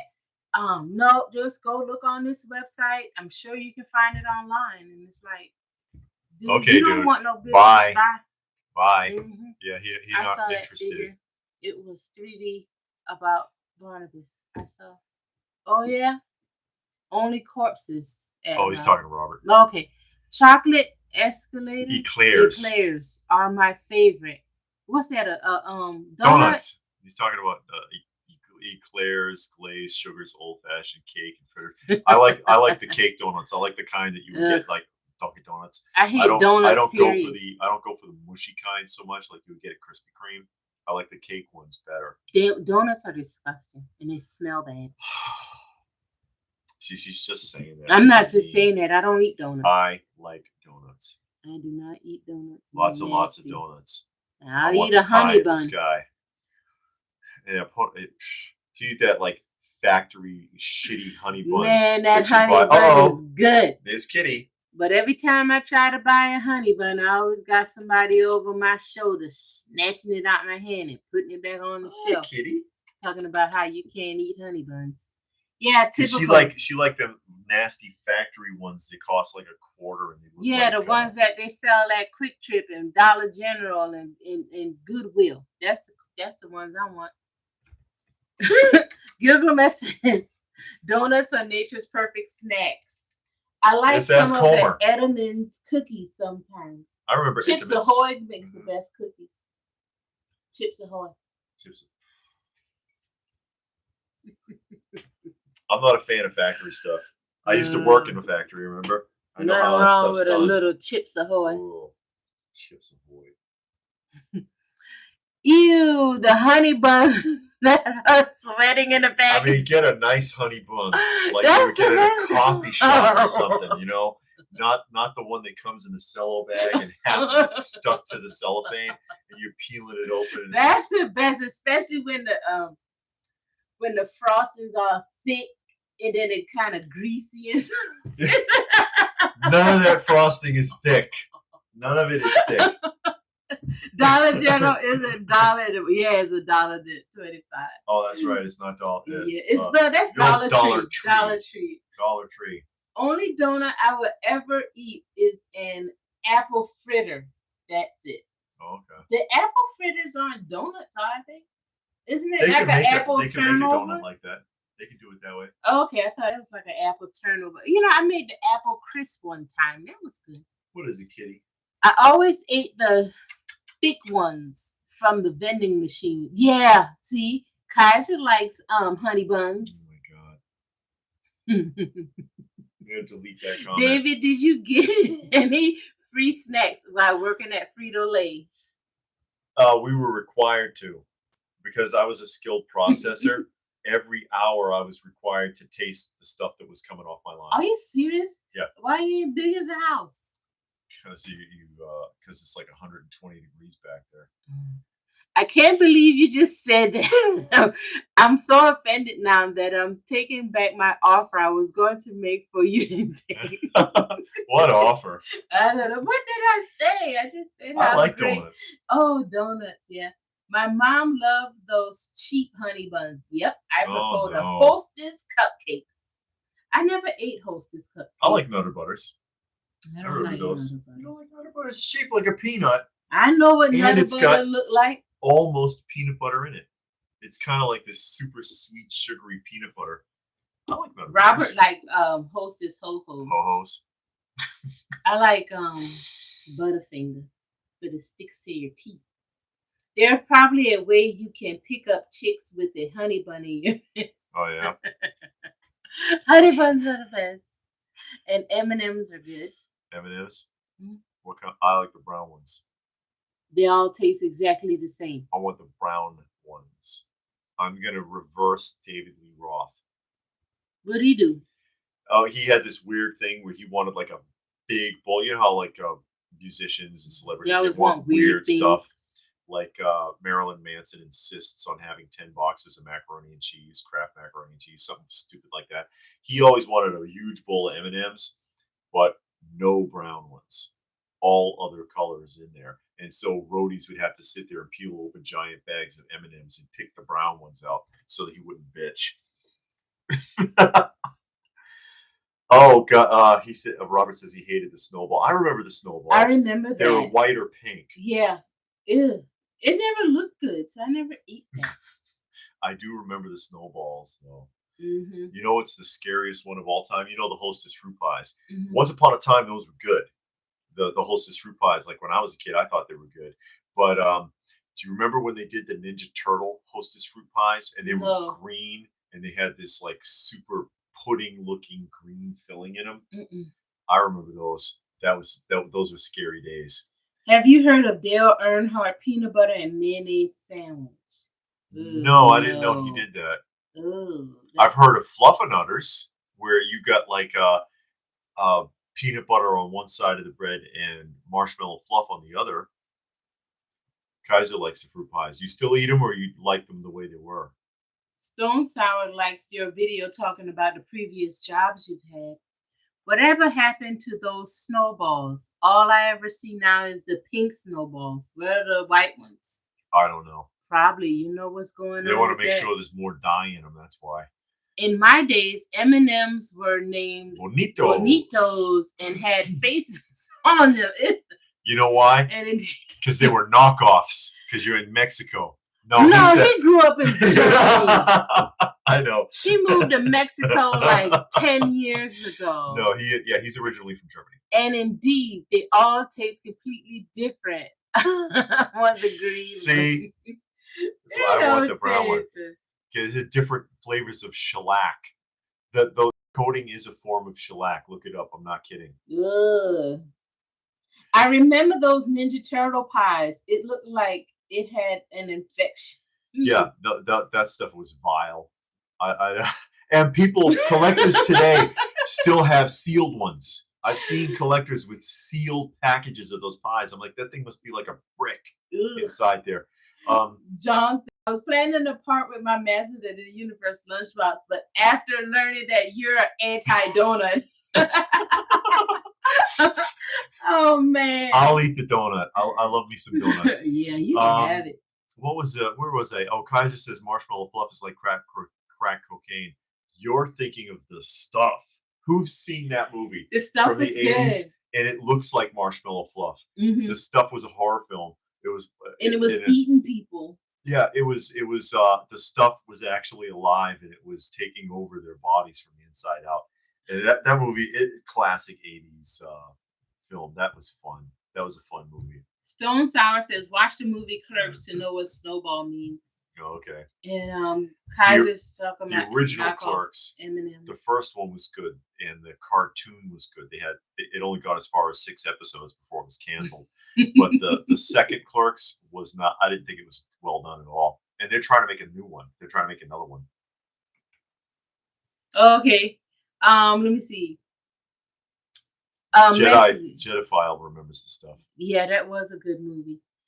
Johnny. Okay, he talking to Johnny Fuchsia. I always wanted to see this stuff. Never saw it. Yeah, check it out. I think it's on like Tubi or something like that. Yeah, it's on one of those streaming apps. You know, the free apps. So David's anti-donut rhetoric is going to cost him votes for mayor. Hey, I'm for donuts. She's the one that's against it. She's going to bring me down. No, if he ran, I wouldn't get on the TV because I'm going to say something and people going to be like, oh, no, there's no way I could vote for him because she hates donuts. Oh, is that what it is? Yeah, so I'll just stay in the background. Yeah, the stuff, the blob. The blob was the second blob. The first one's kind of goofy. What was the one where I think that was the blob with Steve McQueen. Yeah, and he was that was the first one. He's like 40 years old. He's a teenager. He looks like he's 48 with like a 16-year-old girl at his side. Talking about he's 17 years old. And he gets pulled over and says, I'm tired of telling you kids, Steve McQueen look older than the cop. Yeah. Yeah, but the 80s version of the Blob, the Thing, the Stuff, there's some fun movies in there. Chud. Yeah, Chud. Remember was Chud? Good. Chud was fun. Chud was funny. Good. There's some decent ones in there. Mm-hmm. Garbage Pail Kids, the movie. Who's seen Garbage Pail Kids, the movie? I never saw That'll mess you up. No matter that you are for donuts, you got caught with her. You're going to hang with her. Yeah, I know. People like, what is this anti-donut thing? I don't answer questions to the Globe. Thank you. Yeah, because they're going to say, well, we saw on your YouTube feed 15 years ago, and it says that you didn't eat a donut. Yeah, you didn't eat donuts. Jedifile says McQueen was 28 in the Bob. He looked like he was older than that. Maybe because it was black and white. I don't know. He looked older. Yeah, he did look a lot older. He was still too old. He was not Ralph Macchio. He didn't look like he was 17. That's because Ralph Macchio looked like he was about 14 years old all the way until he was 28. Yeah. The third film, he still looked like a kid. Who remembers Cracker Jack in the Box? And that's when you actually got a prize, not a cheap sticker. Yep. I used to eat Cracker Jacks. My dad used to buy it for me every Friday on pay. He would go get me. And that's when it came 3.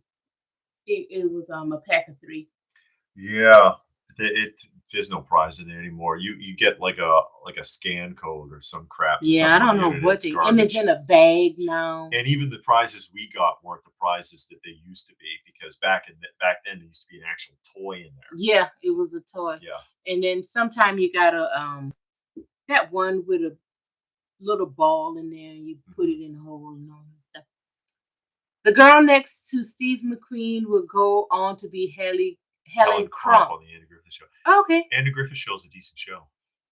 Andy Griffith Show is a tearjerker, because I mean, just the interaction between Andy and Opie. You know, it's not sad, but you watch it and you're like, oh man, yeah. My blood is 100% molasses and marshmallow fondue. Huh? Andrew, in your last video, you mentioned you hadn't seen a specific movie. I can't remember, but I remember thinking that's a great movie. You got to check it out. It's probably her, because there's a bunch of films that she hasn't seen that comes up all the time, and we catch up. We catch up. Some movies I just don't want to see. And he forces me. Gilgamesh says, try Meet the Feebles. I never heard of that one. I don't think I heard of that one. Will mess you up. Never saw Garbage Pail. Yeah, I never saw that either. They're going to find your tweet from 10 years ago. Yeah, where you claim. I'm not on Twitter, actually. Yeah, but they're going to see this YouTube feed right here. Twitter is the most toxic of all of them. But, yeah. They're going to see that. I like fried dough. Carnival fried dough. Oh. Ugh, see all of that nasty. Yeah. With that powdered sugar on it. All of that nasty. I got to go all Hannibal Lecter on that. Ugh. Marlena cakes and cookies here. Oh my God. Still come with a toy, and I can find myself buying them, although even the dogs don't want to eat That it. tells you something too. Take a stick of butter and a stick of margarine and put it out in the yard and see which ones the ants eat. They'll never touch that margarine. There's a reason for that. And we shouldn't be eating it either. Mm-hmm. Ghoulies. Oh yeah, looking in the toilet. You know what? Critters was another one from the 80s. Critters was interesting. And Tremors. Tremors ended up having 4 movies. Yeah, it started getting weird after the first one. I could still send you the Masters of the Universe lunchbox, but so that I make a stand for all of us donut lovers.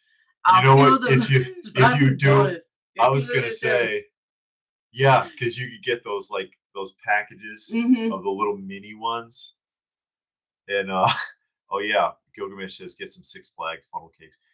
Have I been on Six Flags? No. I used to go to that one that was in Kansas City, Missouri. That wasn't Six Flags. I know it wasn't Six Flags, but I can't remember who it was. I can't remember either, but we went. Elephant ears. That's the fried dough, I think, in it. No, elephant ears is something else. Oh, fried. He said it's fried flat dough with cinnamon and sugar. Yeah, but it's not actually fried. It's different than fried dough. You can get an elephant ear at Panera Bread. Oh yeah? Yeah. I don't eat that. Yeah, that's right, Jennifer. Sugar. Sugar is sweet. David wanted to say I saw Marilyn Monroe's crypt. Oh, okay. And could see it a mile away because it was pink. They had to keep cleaning it because everyone keeps putting their mouth on it. Ew. People are weird. That's like the Blarney Stone. I wonder if they're letting people do that anymore. What? I forget what castle it is in Ireland. There is an actual Blarney Stone. What's a Blarney Stone? It's a good luck stone, but it's an actual stone. It weighs tons, and it's affixed to a castle. But you have to lean over the sidewall to kiss it. And people used to do that. They'd lean over from on the battlement to kiss the. No, I don't know if anyone fell over, but they kissed the Blarney Stone for good luck. But I bet you, with all the you know what going on, they are blocking people from doing it now. Robert says you should pick up those display acrylic stands for your dragonfly. I think I sent a link. Oh, the helicopter. Joke chopper. No, I thought you were going to hang it from the ceiling. I'm not hanging that. I'm not hanging anything from the ceiling. No. Those planes will look nice if you hang it from the ceiling. Yes, we can bump our heads on it. You're going to bump your head way up there. How tall are you? That's all cotton candy is. Sugar. I only ate cotton candy one time. Oh, I like sugar and dye. I'm not a fan of cotton candy. I like cotton candy. I haven't had it in a long time. I don't care for the texture. I wanted to get your opinion on the graded comic and toy market. Do you think it's good for the industry, or do you think it drives speculators into the market? Yeah. Which may jack up the prices. You see that you're seeing a lot of that in the toy market right now, actually, because of the Toys That Made Us and other similar documentaries. Because after those documentary programs came out, there were big spikes in costs on a lot of that stuff, and those are people that see it as an investment and go and run out and buy stuff, and it pushes the prices up because it increases the demand. And when they get bored with it, or whatever happens, and then start dumping it back into the market, the prices are going to level back down to where they were. And you see that more in the toy market than you do in the comic market. You're seeing a big boon in the comic market in gold, silver, and bronze age stuff, and even some copper age stuff, primarily because a lot of the storylines that are coming out now are not very good, and people want to. There are a lot of people doing grading. A lot of people are doing the grading thing, but a lot of the people, majority of the people I see at the shows, they're trying to complete lines, and they're people that maybe never looked at silver or bronze age stuff before, and they'll take it in any condition just to read it, because the stuff that they're putting out now, they're just not happy with. And my thing, and we've talked about this before, it's got to do with comics, but it's a little off. But we've talked about it before. Like, let me see this book. Like, they make the comic movies and TV shows, and it's the same characters. But then if you look at the books and you go to the shows, you have characters like they never made a TV show or movie about this guy or other comics. You go there, you look on that wall, and you see all of these Some characters interesting stories, from characters. DC, from Marvel, and you're like, why? If you want to make a new movie, why not take these established characters, pull them out, and tell their story? Yeah, Introduce them to everybody, because a lot of people never heard of them before. But you keep telling Spider-Man, Batman, Aquaman, all of these people over and over and over again. And then you bring a villain in, and they hinted at Rhino in the end of one of the Spider-Man films, and then just dropped it. And then he looked ridiculous anyway because he was in a big cyber suit. And then, but they did do that, like for example, with Luke Cage.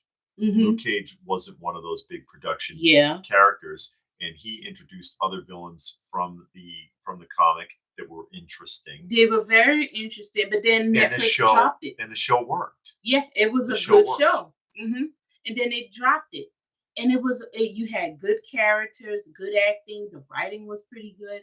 And then they just dropped the Netflix dropped it, and it was like, what's up there?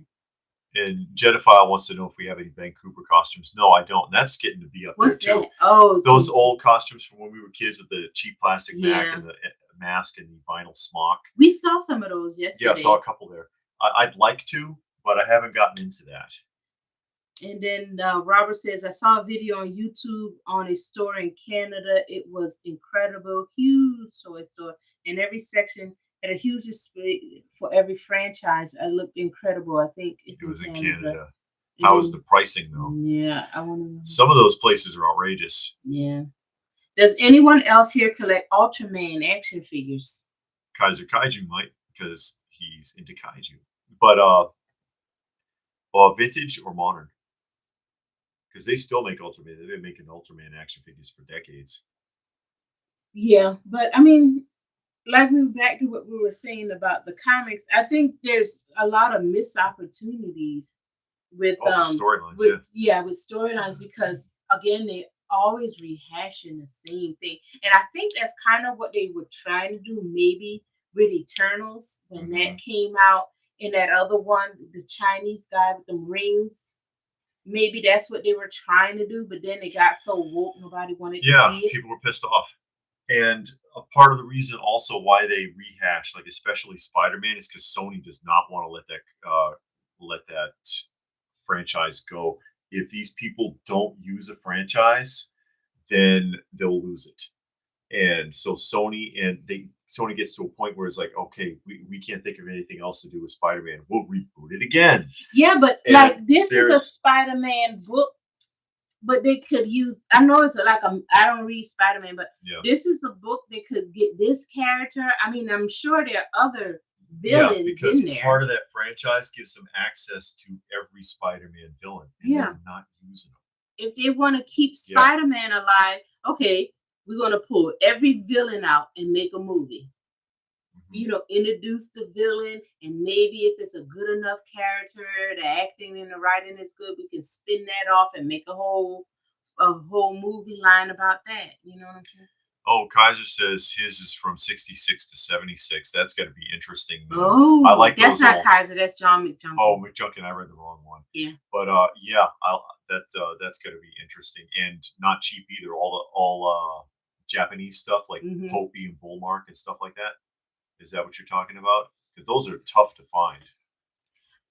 Andrew says, yeah, it seems like AT&T and Warner and Disney keep Marvel and DC around as incubators for movies, but you're right. The best stuff was written quite a while ago. Yeah, every once in a while, an interesting story pops up, like Red Sun or something like that. Superman, Red Sun, and people are into it. But most of the stuff that's being put out, it's just not very good. And people are kind of tired of it, and it makes them reach back. It's like, oh, I heard this was good. I heard that was good. That's how omnibus started getting pumped into the mainstream in the first place. And there you go. That 5 P.O. Ultraman looked good.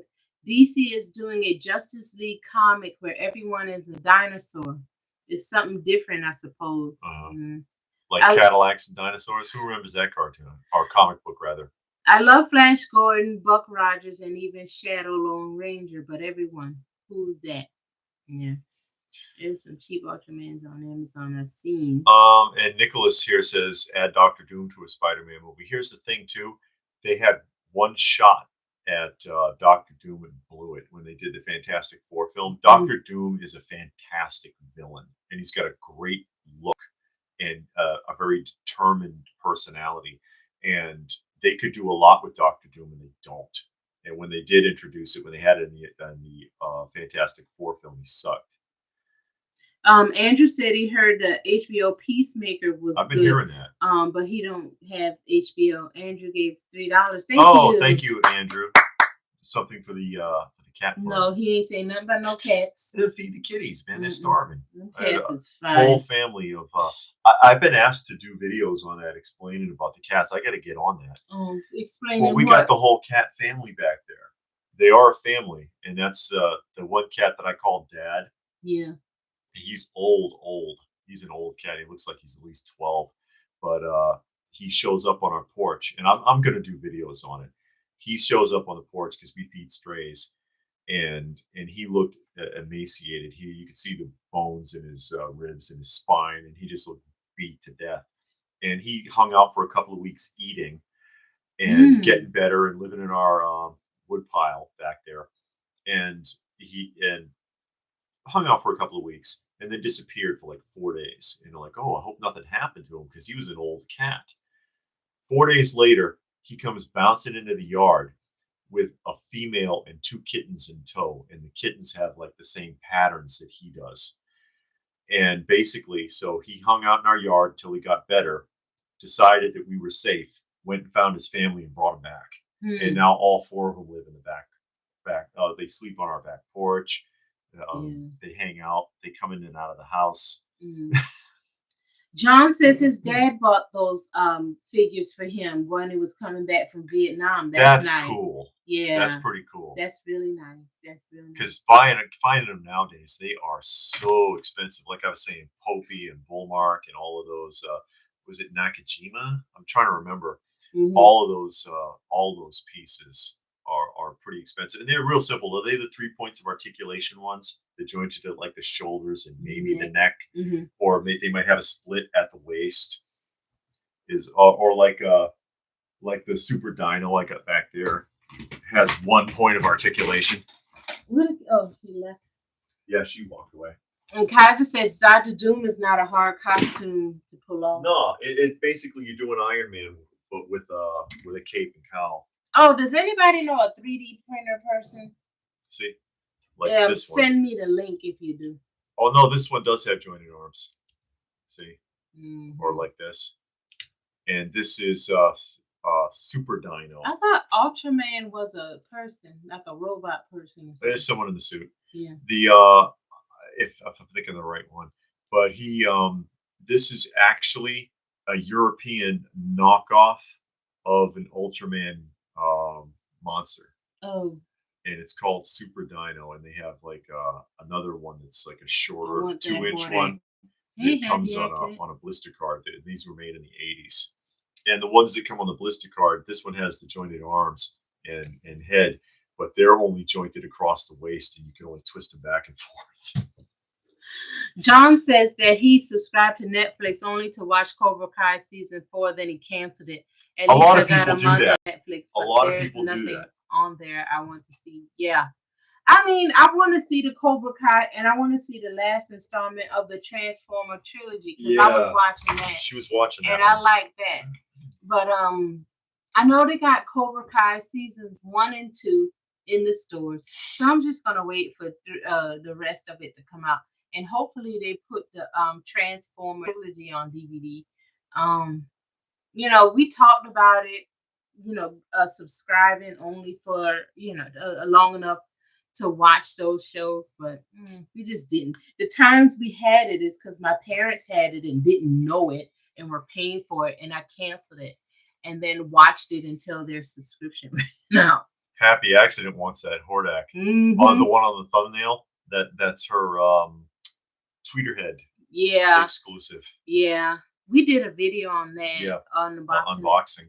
When I was in Okinawa, saw so much cool anime stuff for cheap. I was surprised because here in the States it's over $100. Oh, it gets expensive heading this way. Yeah, it's a lot harder. I'd go. Go ahead. Oh no, Kaiser said I'd go to Japan if it wasn't any restrictions. Yeah, it's getting weird now all over every country. Yeah. Robert says Cobra Kai season 3 is at Target. I have only 23 Ultraman figures in all. That's good. That's still impressive. Yeah, especially you got including the original. The 66 red Ultraman. Yeah, you could get a lot for that stuff now. I like when Ultraman fought the Godzilla costume with the frill on the neck. Okay. I'm canceling Netflix till He-Man and Masters of the Universe season 2 comes back. Happy says we can borrow his Netflix.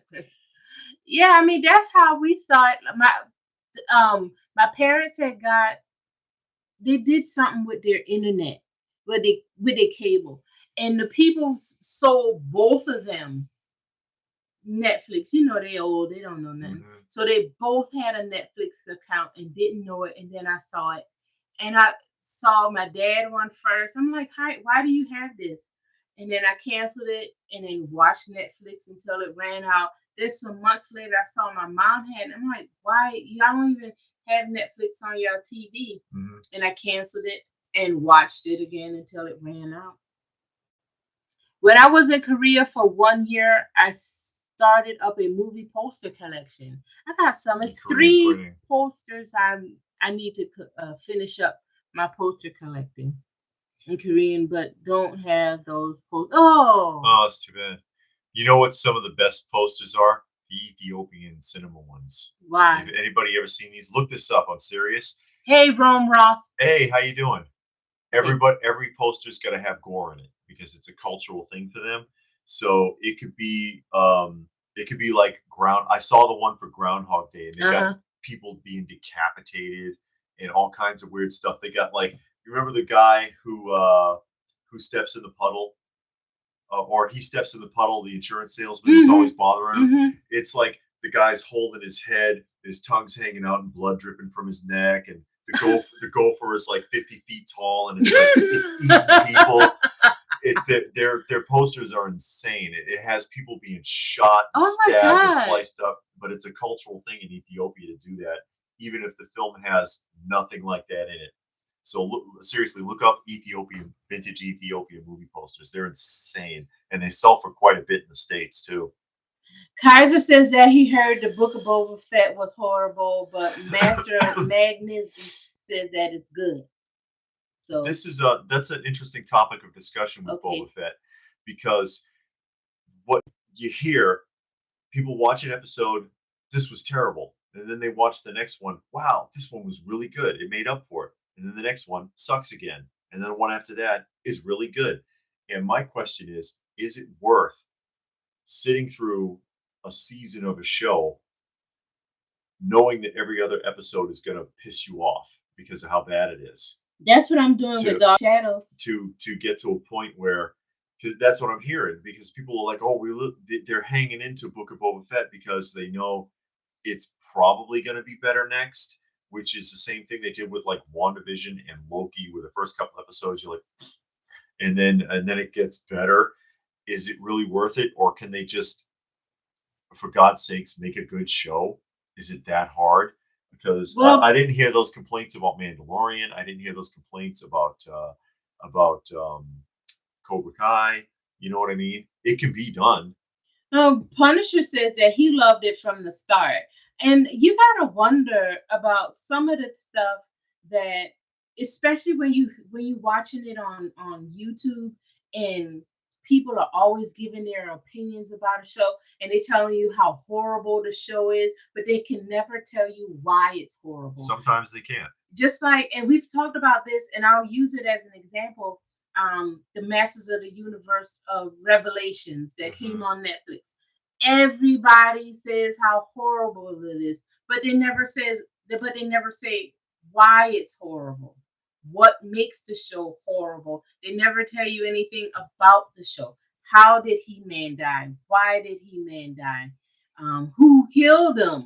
Did you actually watch it or not? Yeah. We haven't seen it. We haven't seen it because, again, we don't have Netflix and we're not going to get it for our own personal reasons.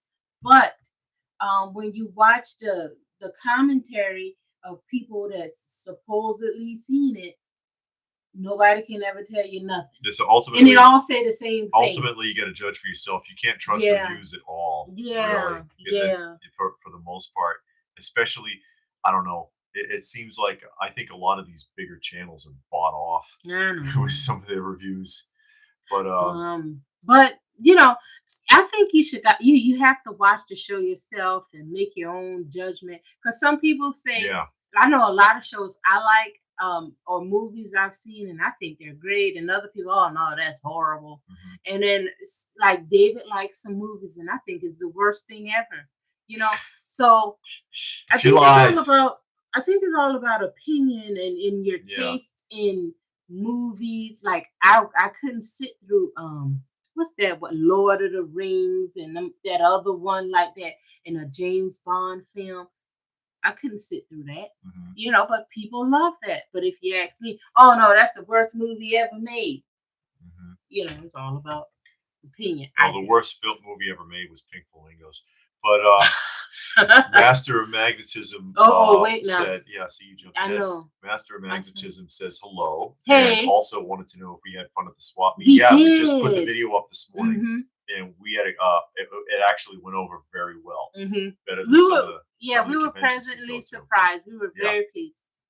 Seems to be fairly easy to get into movie poster collection as a MOT lover. It all comes down to one piece. Yeah, I got a few TV shows and movie posters, TV shows that I really like, movies that I really like, and to round out what I'm trying to do, I just need 3 more.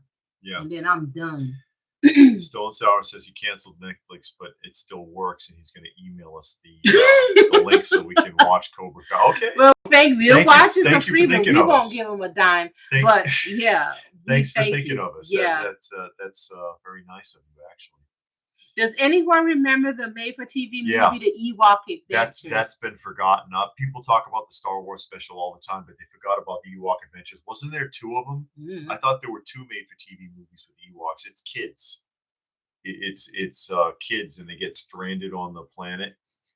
I saw that when I was a kid, but I haven't seen it since, so I do not remember it very well. It's cold in here. It's always cold in here. Everybody always asks, why do you wear that big heavy coat? And he has on short sleeves sweating. I'm sitting here with no pants on because it's so hot in here. It's so hot in here, I had to take off all my clothes. You ain't got all your clothes on in that shirt. No, just so people know, yes, I am wearing jeans. Thank you. They don't care. Somebody was like, somebody just joined us and they're like, is he serious? They know you're not serious. Am I like that reporter from CNN? Hey, I'll get hired back. It's all good. It's all good. Anyway, Robert liked WandaVision, Falcon, Winter Soldier, and Loki. Broly thinks Disney is holding violence back on Boba Fett. Robert, I needed to see what happened after Endgame. Gilgamesh, are the Disney Plus shows ever coming to DVD? I heard that they weren't. They hold it. They're famous for that. Remember the Disney Vault? Who's old enough to remember the Disney Vault? I remember that. When VHS was out, and it'd be like, it's only going to be available for a limited time, and then they wouldn't sell it again for like 5 years. They do that on purpose. They do. It's an old marketing trick of theirs. Kaiser says, what does he type in to get to them? Just go to Google and type in vintage Ethiopian movie posters and see what comes up. Master Magnetism, to me, it's a build-up show to become something better, I think. The Book of Boba Fett is like Godfather 3, says Jedi. Life is all crap. Except me, Boba Fett, not a bounty hunter, is wrong. To each his own, simple as that. That's right. I hope you. Hold on. No, there's a certain name for the style, and I can't remember what it's called. I'll see if I can find it. And I'm happy. Exorcist says here, Lorna says, Netflix hit me up after the show. About Boba Fett. First episode almost had me asleep because it was too much social talking for a kingpin like Boba. Well, I continued till the point was because it might not be Ethiopia. Point the Vest Pass turned up. Good Lord, at least give me a Honda. Y'all gonna have 3 people Netflix account. Also, Teela becomes the sorceress to control the power. Now, in the original comic, she does become the sorceress. The sorceress position is passed down to her. Yeah, that makes sense. And if you remember in Filmation, they even talked about that. She's supposed to be the next sorceress. And in the comics, she's the next sorceress. She's made or built up, or however you want to say, to be the sorceress. So that was accurate. If that happened, that was accurate. Happy accident. LPH will hate Revelation because Teela. Yep, that's pretty much honestly she's why I don't want to see it. She's not a fan of Teela. All the way from Filmation to the comic series, the newspaper strips, 200X, the new comics where Skeletor took over and He-Man is no longer He-Man. That's when I had to cut the ties because it got too out of control. She was just way too wild for me, and I couldn't do it. Yeah, and even in the original Filmation, there are times where you have where you see Duncan telling her to be quiet. Oh, wait. When she's on when she's like before the court and she's talking over someone or something, and he's like, "Hush, girl." Yeah, she's just out of control. Telling her to stop. Mm-hmm. Let me see. And what makes me mad? He doesn't get payback on Luke and Han. Come on, those two responsible for failing in Sarlacc. LPH, where are you at with the episodes of Dark Shadow? We are at Adam. Adam just came alive, and he escaped. So we at the dream curse is going on right now. David lost his voice, but got his voice back. Adam is alive, and he just wrecked the lab, and he disappeared. Because I had to slow down. I was watching Dark Shadows like an episode or 2 a day, but after Angelique is in there, she makes it hard for me to watch. It's hard to watch with Angelique because it's like she gets away with way too much for too long, and it's kind of frustrating. And she just, to me, was good when you were trying to figure out who killed Malloy, who was driving the car to kill the guy. That was good. Dark Shadows when Barnabas came in and he had Willie and he was working that out. That was fun. But then when they brought Angelique in, it just went downhill from there. She's just insufferable. She's just awful. I'm afraid next Alien Predator will suck, but I guess too late for that. Still love those characters. They can fix that. I hope franchise. They can fix it by not putting anybody in it. Just putting them in it and letting them do their fighting. They need to go back to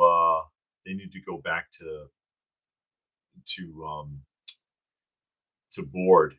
They need to go back to specs from the original versions in those films and look at that and see how it was done. Because they've gotten way too carried away.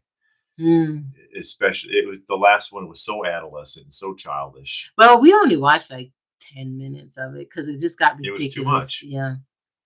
Next, Master Mexico, next thing we see is Luke coming around the corner with an e-scooter in green. Robert, Mortal Kombat wasn't that bad. Kaiser wants Luke Skywalker to denounce droid. Got way out of there. Okay. Far ahead. droid racism and shoot Boba Fett with a non-fatal blaster.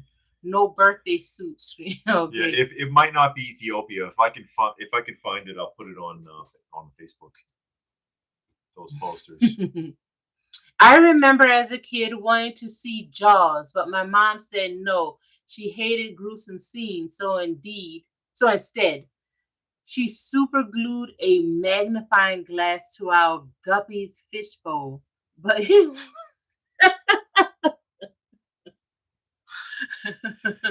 Moon Knight is the only screaming show I want to see. Yeah, hopefully they don't screw that up. I don't know about getting this. No, we're not going to. DC shows, they start off good and they take a weird direction quick. Like I see Flash and Arrow. The first season of both of those were fine, and then after that, it turned into a teenage soap opera, and it's just like, God, what a bunch of garbage. Swamp Thing was good, but it only lasted a season. Yeah, Swamp Thing was all right, and if they got to season 2, it would have turned into Everything's Archie. It would turn into Riverdale High because they just get weird. I can deal 5 years. I just hate the reclipping of movies. This is the extra special edition. Darth Vader, Jerry Lewis voice, or Schwarzenegger voice. Oh, I guess you want to know which voice would you rather hear with Darth Vader, Jerry Lewis or Arnold Schwarzenegger? Schwarzenegger, the early years before he refined his accent. Brolicon says he means Teal to become the sorceress, and she's able to control the power to leave Castle Grayskull whenever she wants. If that's so, who's protecting Grayskull? Now, the sorceress is able to leave Grayskull. They explain that in an episode of the old Filmation series. Yeah, because we just finished actually rewatching that whole series, and we saw that episode. She was like, "Oh well, I'll come with you. All I need to do is go get this orb." And we're like, yeah, and then she left Oracle in the castle to watch it, and also in the comics, she left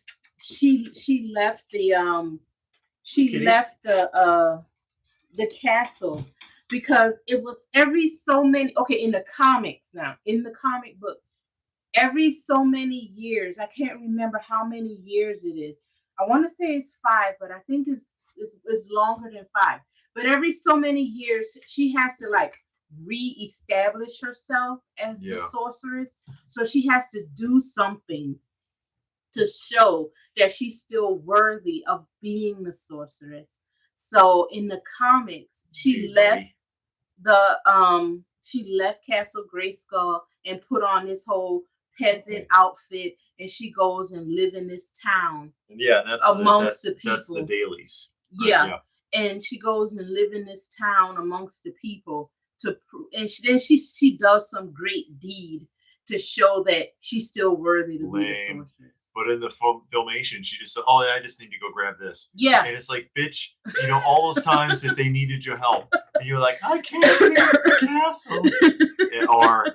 She had a call, He-Man, I need you to come to Castle Grayskull. It's an emergency.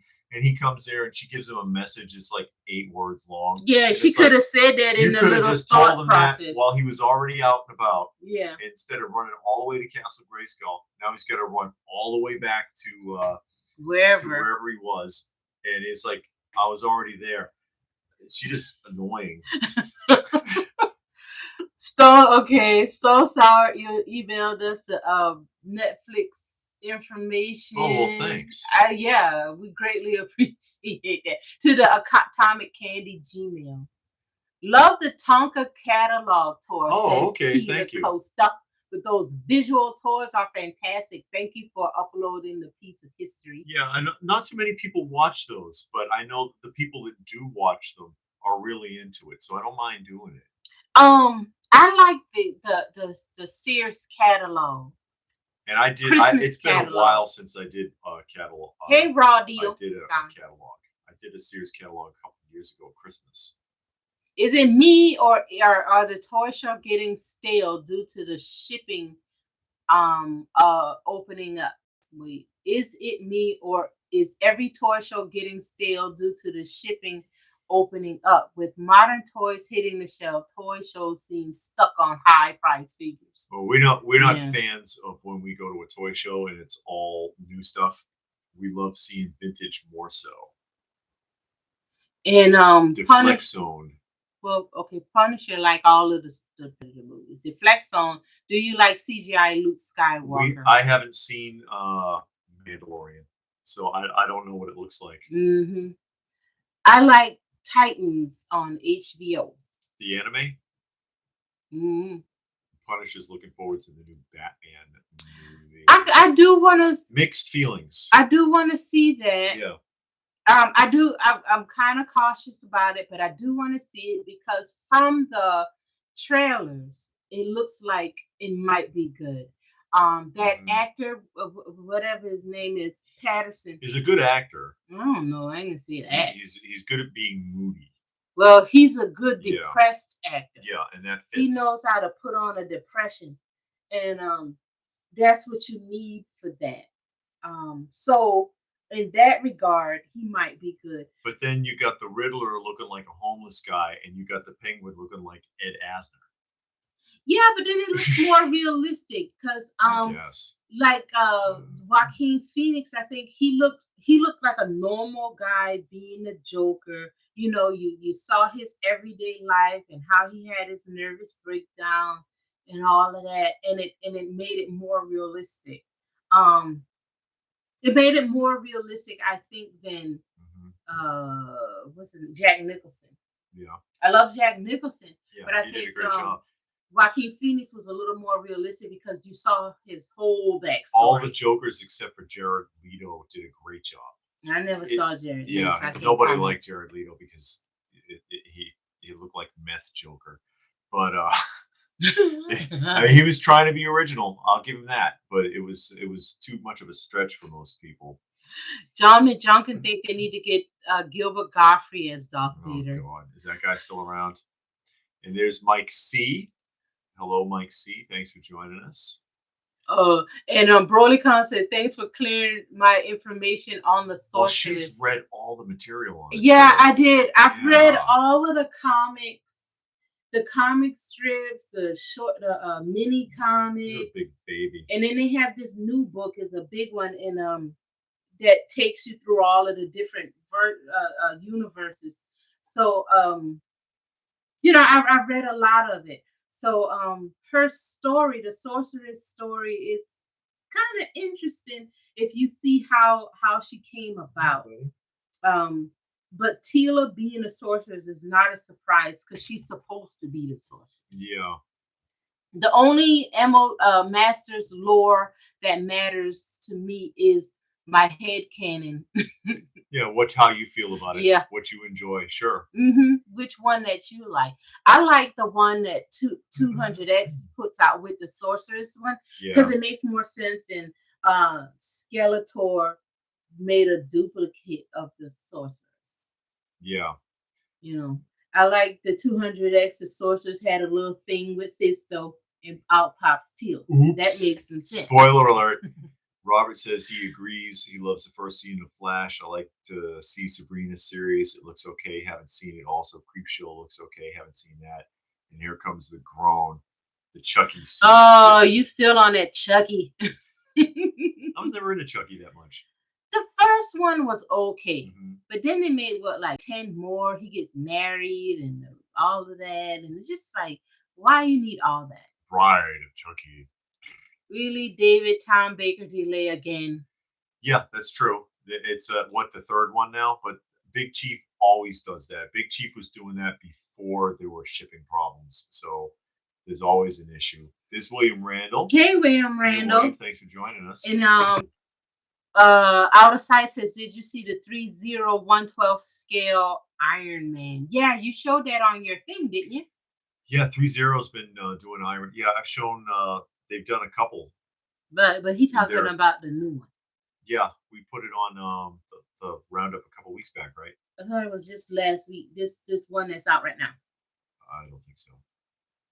Masters of Magnetism says Peacemaker. I've been hearing that Peacemaker is fun to watch. Yeah, but it's on HBO Max, and you got to pay for that. So we all cheap. The Riddler looks like Son of Sam. Did you see the clip? No, I didn't see the clip with the Riddler. I only seen the one. I seen 2 clips, but the Riddler wasn't in either. Yeah. I'll give them an older Batman movies credit. The newer designs being a little too liberal with the costumes. The vehicles I don't like. I think they're getting a little too modern with the vehicles on the newer Batmans. It's a happy cat. That's an annoying cat, is what it is. Yeah. He needs to be outside. No, he's all right. You send him outside, he's going to come back covered with blood. He is vicious with other cats. If we forget to put him away before we open the door to feed strays, I've seen him leap through the air, both paws out, grab 2 cats and pull them down and scrap with both of them. He is very much an alpha in that respect. And there are a couple of times where he's gotten out and he shows up the next morning and he's got blood all over him, and it ain't his. So I don't know what he gets into, but then you look at him like this and you're like, oh, what a baby. Yeah, what a sweet cat. Sometimes all it do is attack you as long as he's not in contact with another animal, he's fine. And scratch your arms and hands up.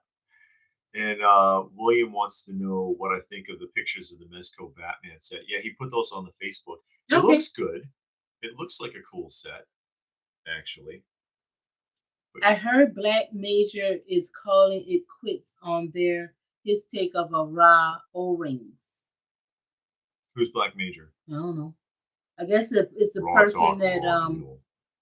person that makes the O-rings for the G.I. Joes. Oh, okay. I guess. I'm not sure. I don't know. Is Black Major another channel? Yeah, he slam dunked the cats. I've seen that. He's vicious with that. We had one that was around the front, and I opened the door, didn't realize he was there. He jumps from the top of the step. I swear he did a sideways jump about 6 feet. Oh, caught the other cat on the side in a tackle, and the 2 of them rolled down the driveway. Oh, he's awful. He is awful with that. I mean, the stories you tell.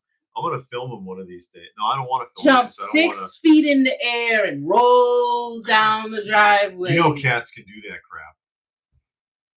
I don't know about you sometimes. Yeah, well.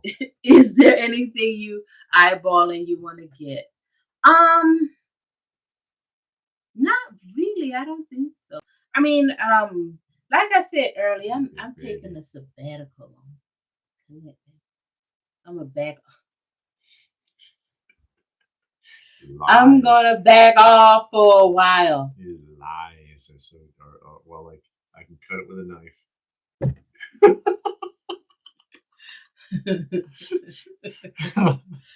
I'm backing off. You know what she's digging into right now is the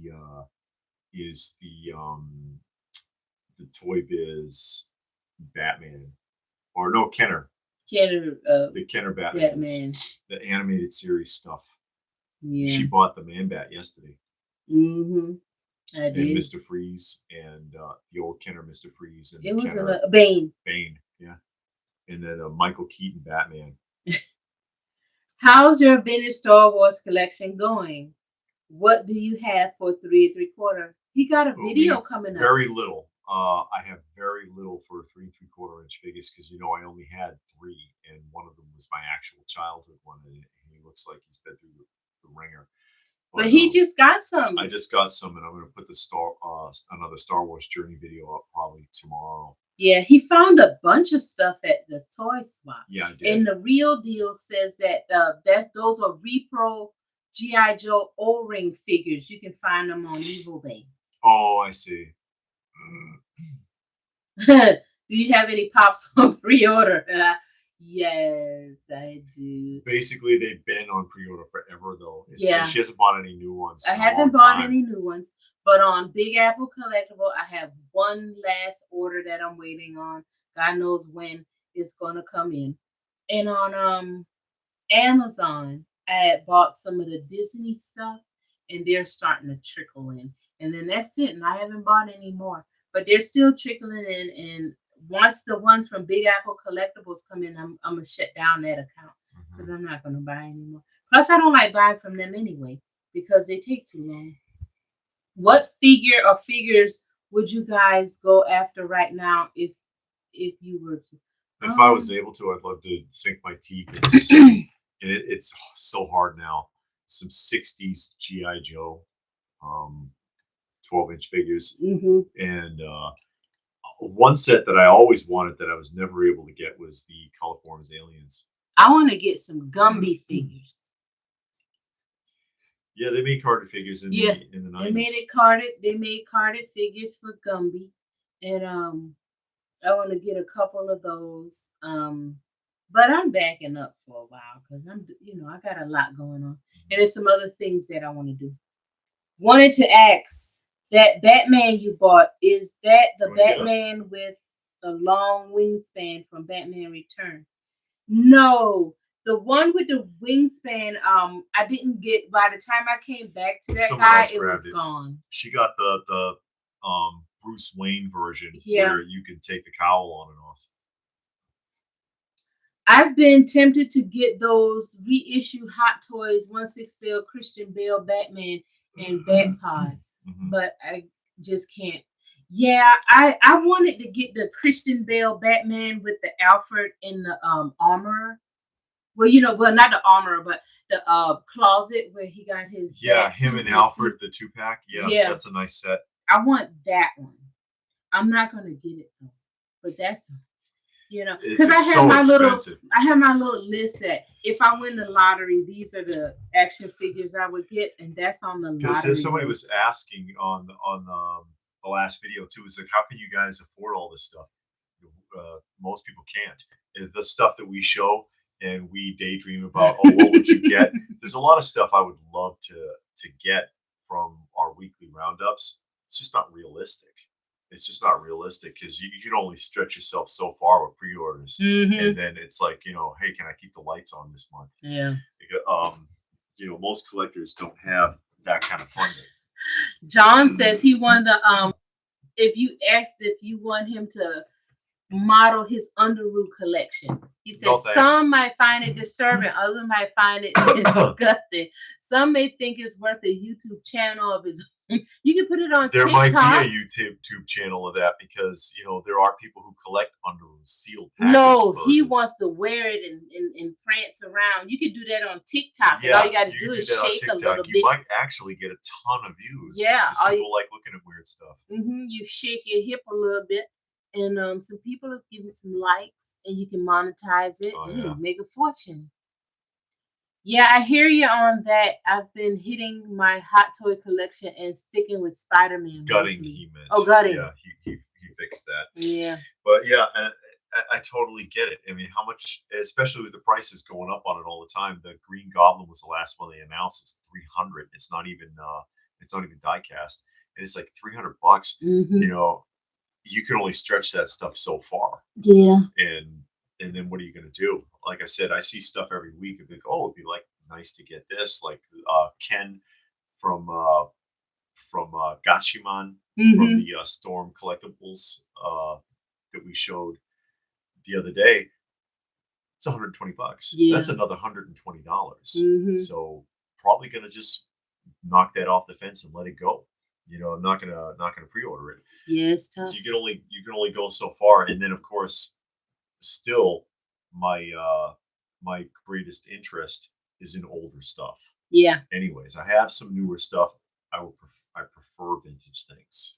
Yeah, and I know I got a lot of stuff because I bought a bunch of stuff from Super 7 that is stuck in the middle of the ocean, I guess. That's not out yet. So it's a lot of stuff that's just still out there, and it's a couple of other projects I want to work on, so I'm just kind of back up. Spider-Man and He-Man and Joe's is good enough for me. Sure. I could be I could be a segment on your channel as long as you don't mind losing a few thousand subscribers. We might lose some and gain some others. They don't watch anyway. Yeah, I got like 6,000 plus subscribers, and then how many actually, based on subscribers, how many people actually watch the videos? But that's all channels. Yeah, I think that's all channels. But you put it out there. If you watch it, you watch it. You don't, you don't. And people cruise around just like I do. I cruise around and I'll see something that catch my eye. You watch it, you like it, or you don't. You keep moving. That's all. But they don't make underoos anymore. Oh, they don't? I don't think so. No. Kaiser says he collects mostly video game figures, but he dabbles in other stuff that he's interested in. Okay. So do you have Storm collectible figures then? Because they make a lot of video game related 12 scale figures. Yeah. They do a lot of Street Fighter and Mortal Kombat. Yeah, stuff like that. Yeah. Tekken. Yeah. Do you have the video game Pops? Oh no. What does that look about? Awkward silence. You said the P word. There's a lot of people on the chat that like Pops. Where are you? Raise your hands. No. Give a thumbs up if you like Pops. Okay. Put a thumbs up in the emoji thing. If you don't like Pops, put a little poo on there. No. I have too many lines I'm currently collecting. I know I need to cut back. Not so much cut back. It's like the same way I feel. It's like it's so many lines that I have. Yeah. And it's just like more stuff comes out, or it feels like you're never going to complete, like the Masters of the Universe one. You just feel like you're never going to complete it. So then I back off a little bit and work on something else. And then I'll complete that. And it's like, okay, now let's work on something else. Try your best to complete it. It's like the snowball effect that they tell you about when you're trying to eliminate your debt. You find the lowest one and you knock that out and then go to the next one, knock it out, and just keep moving like that. And then that's also part of the reason why I like the vintage stuff too, because the line is finished. Yeah. It's you just have to try to find the pieces and collect it, as long as it's not too expansive. Like G.I. Joe is tough, Star Wars is tough, but other things like Inhumanoids, and that can be tough too. There's not that many pieces in Inhumanoids. Try finding them. Yeah. You know? And some of them, like the Strawberry Shortcake or Care Bears, they're not expensive, but they don't come up often. Yeah, you don't see them. She collects and she means the Kenner Care Bear action figures. Yeah, the action not figures. Not the plushies. The teddy bears. But the action figures and Strawberry Shortcake isn't too bad either. Yeah. But price wise. Yeah, but once you get to some of the characters, it's kind of hard. Yeah. William Randall just ordered wave 2 of the reaction figure of Joe's from Super 7. I kind of want some of those Street Fighters and Fatal Fury ones for Smash Brothers display. Okay. I only bought one ever ND that's Mr. DNA to go with my Jurassic Park collection. And Johnny is still on the fence with the Rocky holding chicken. Holding the chicken. It'll be there. I think it'll be around for a minute. Pops has slowed down a lot. Yeah. There's your doo-doo. Oh. William made a poop. It says, John says, instead of Pops, get into pets. No, I don't want no pets. It's too small. Plus, it's like whatever. They're cheap enough though, unless it's before 87. Am I wrong? Any Pez collectors out there? The earlier stuff is going back to the original Pez when it didn't have a head; it just had the little thumb switch. And the Pez vending machines; those are expensive, and the footless Pez. But then now they just crank them out. I don't think the modern ones are worth anything.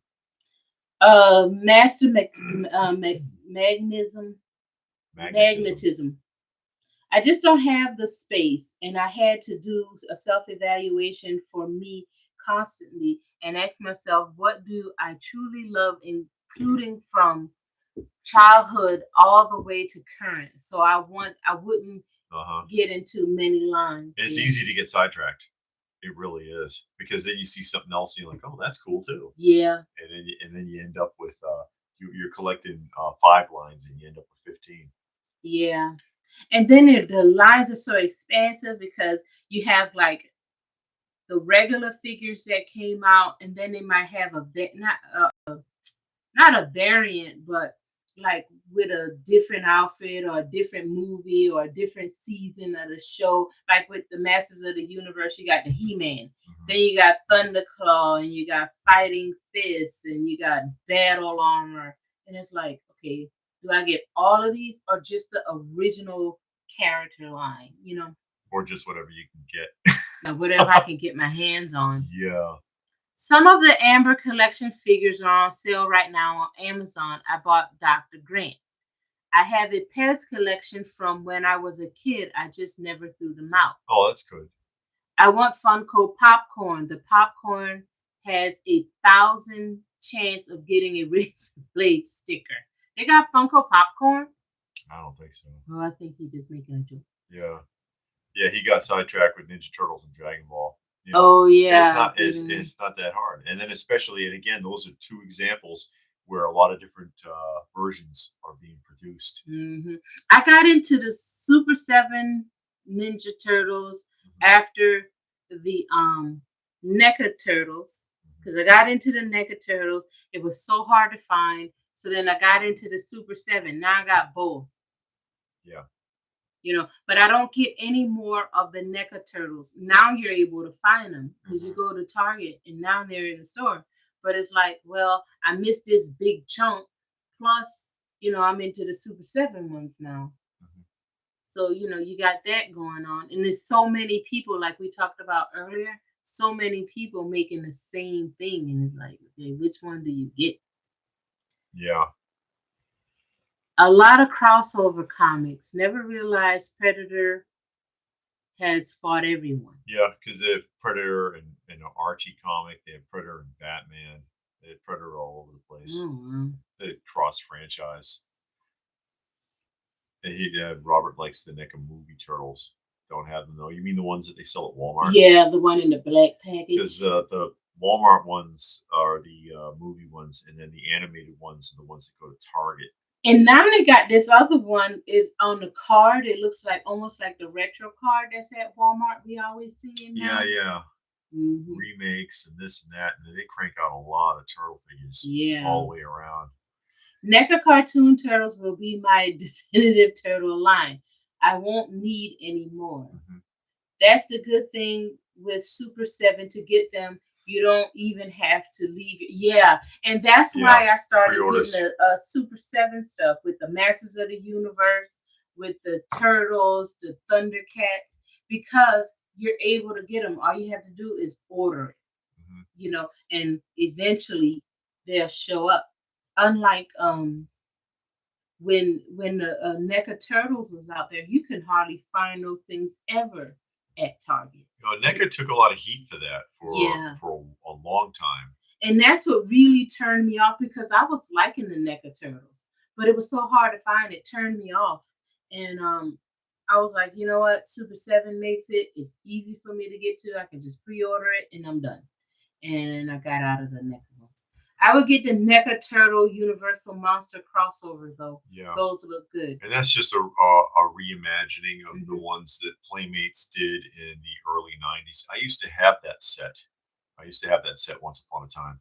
And Robert says, "What happened to the arcade one-up? We still see a ton of those in Walmart." Well, they got all the Bart Simpson ones now. The Simpsons Bowling or whatever it is, something like that.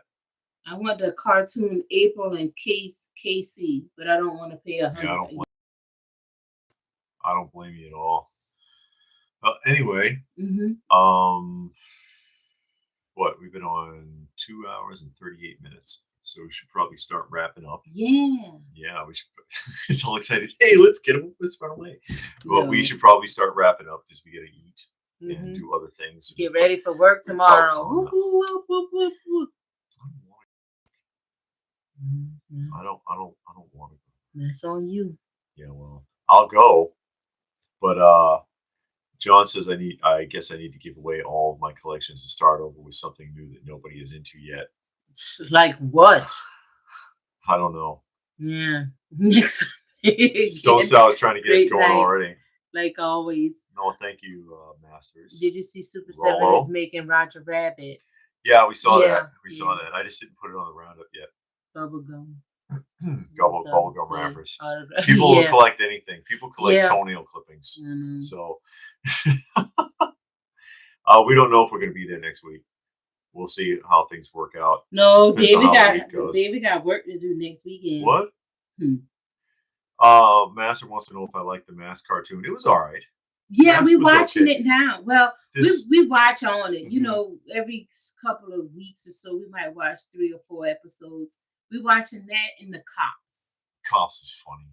Yeah. Cops is especially that buffoon nephew. What's the name? Not Berserker. Berserko. It is Berserko. Okay, Uncle Big Boss. I'm gonna get right on it. Yeah. Right after my nap. He's hilarious. He is hilarious. But we've been watching both of those. We like it. Mask is interesting because of Miles Mayhem. Underrated cartoon villain. Because unlike most of the other cartoon villains you see, him and his minions actually get along. They respect him. He's not awful to them. He doesn't talk down to them. Usually he typically doesn't. And if they do something right, excellent job. Let's move on.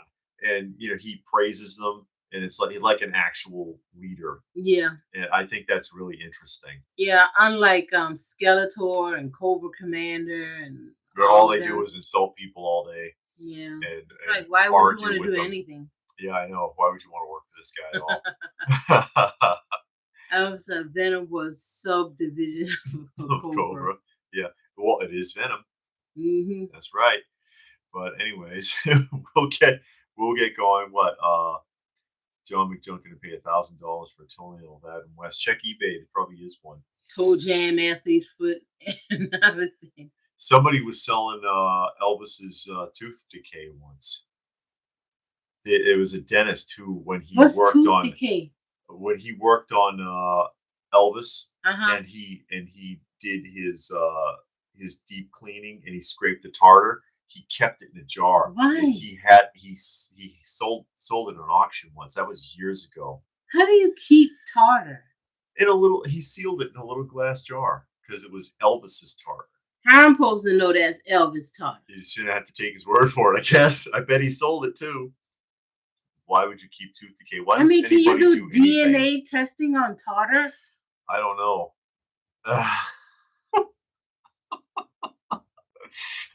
Look at some of the stuff people sell. I mean, seriously, Cheetos that are shaped like celebrities, muffins that look like Jesus, and all these weird stuff. I remember that person that had the toast that had Jesus' face in it.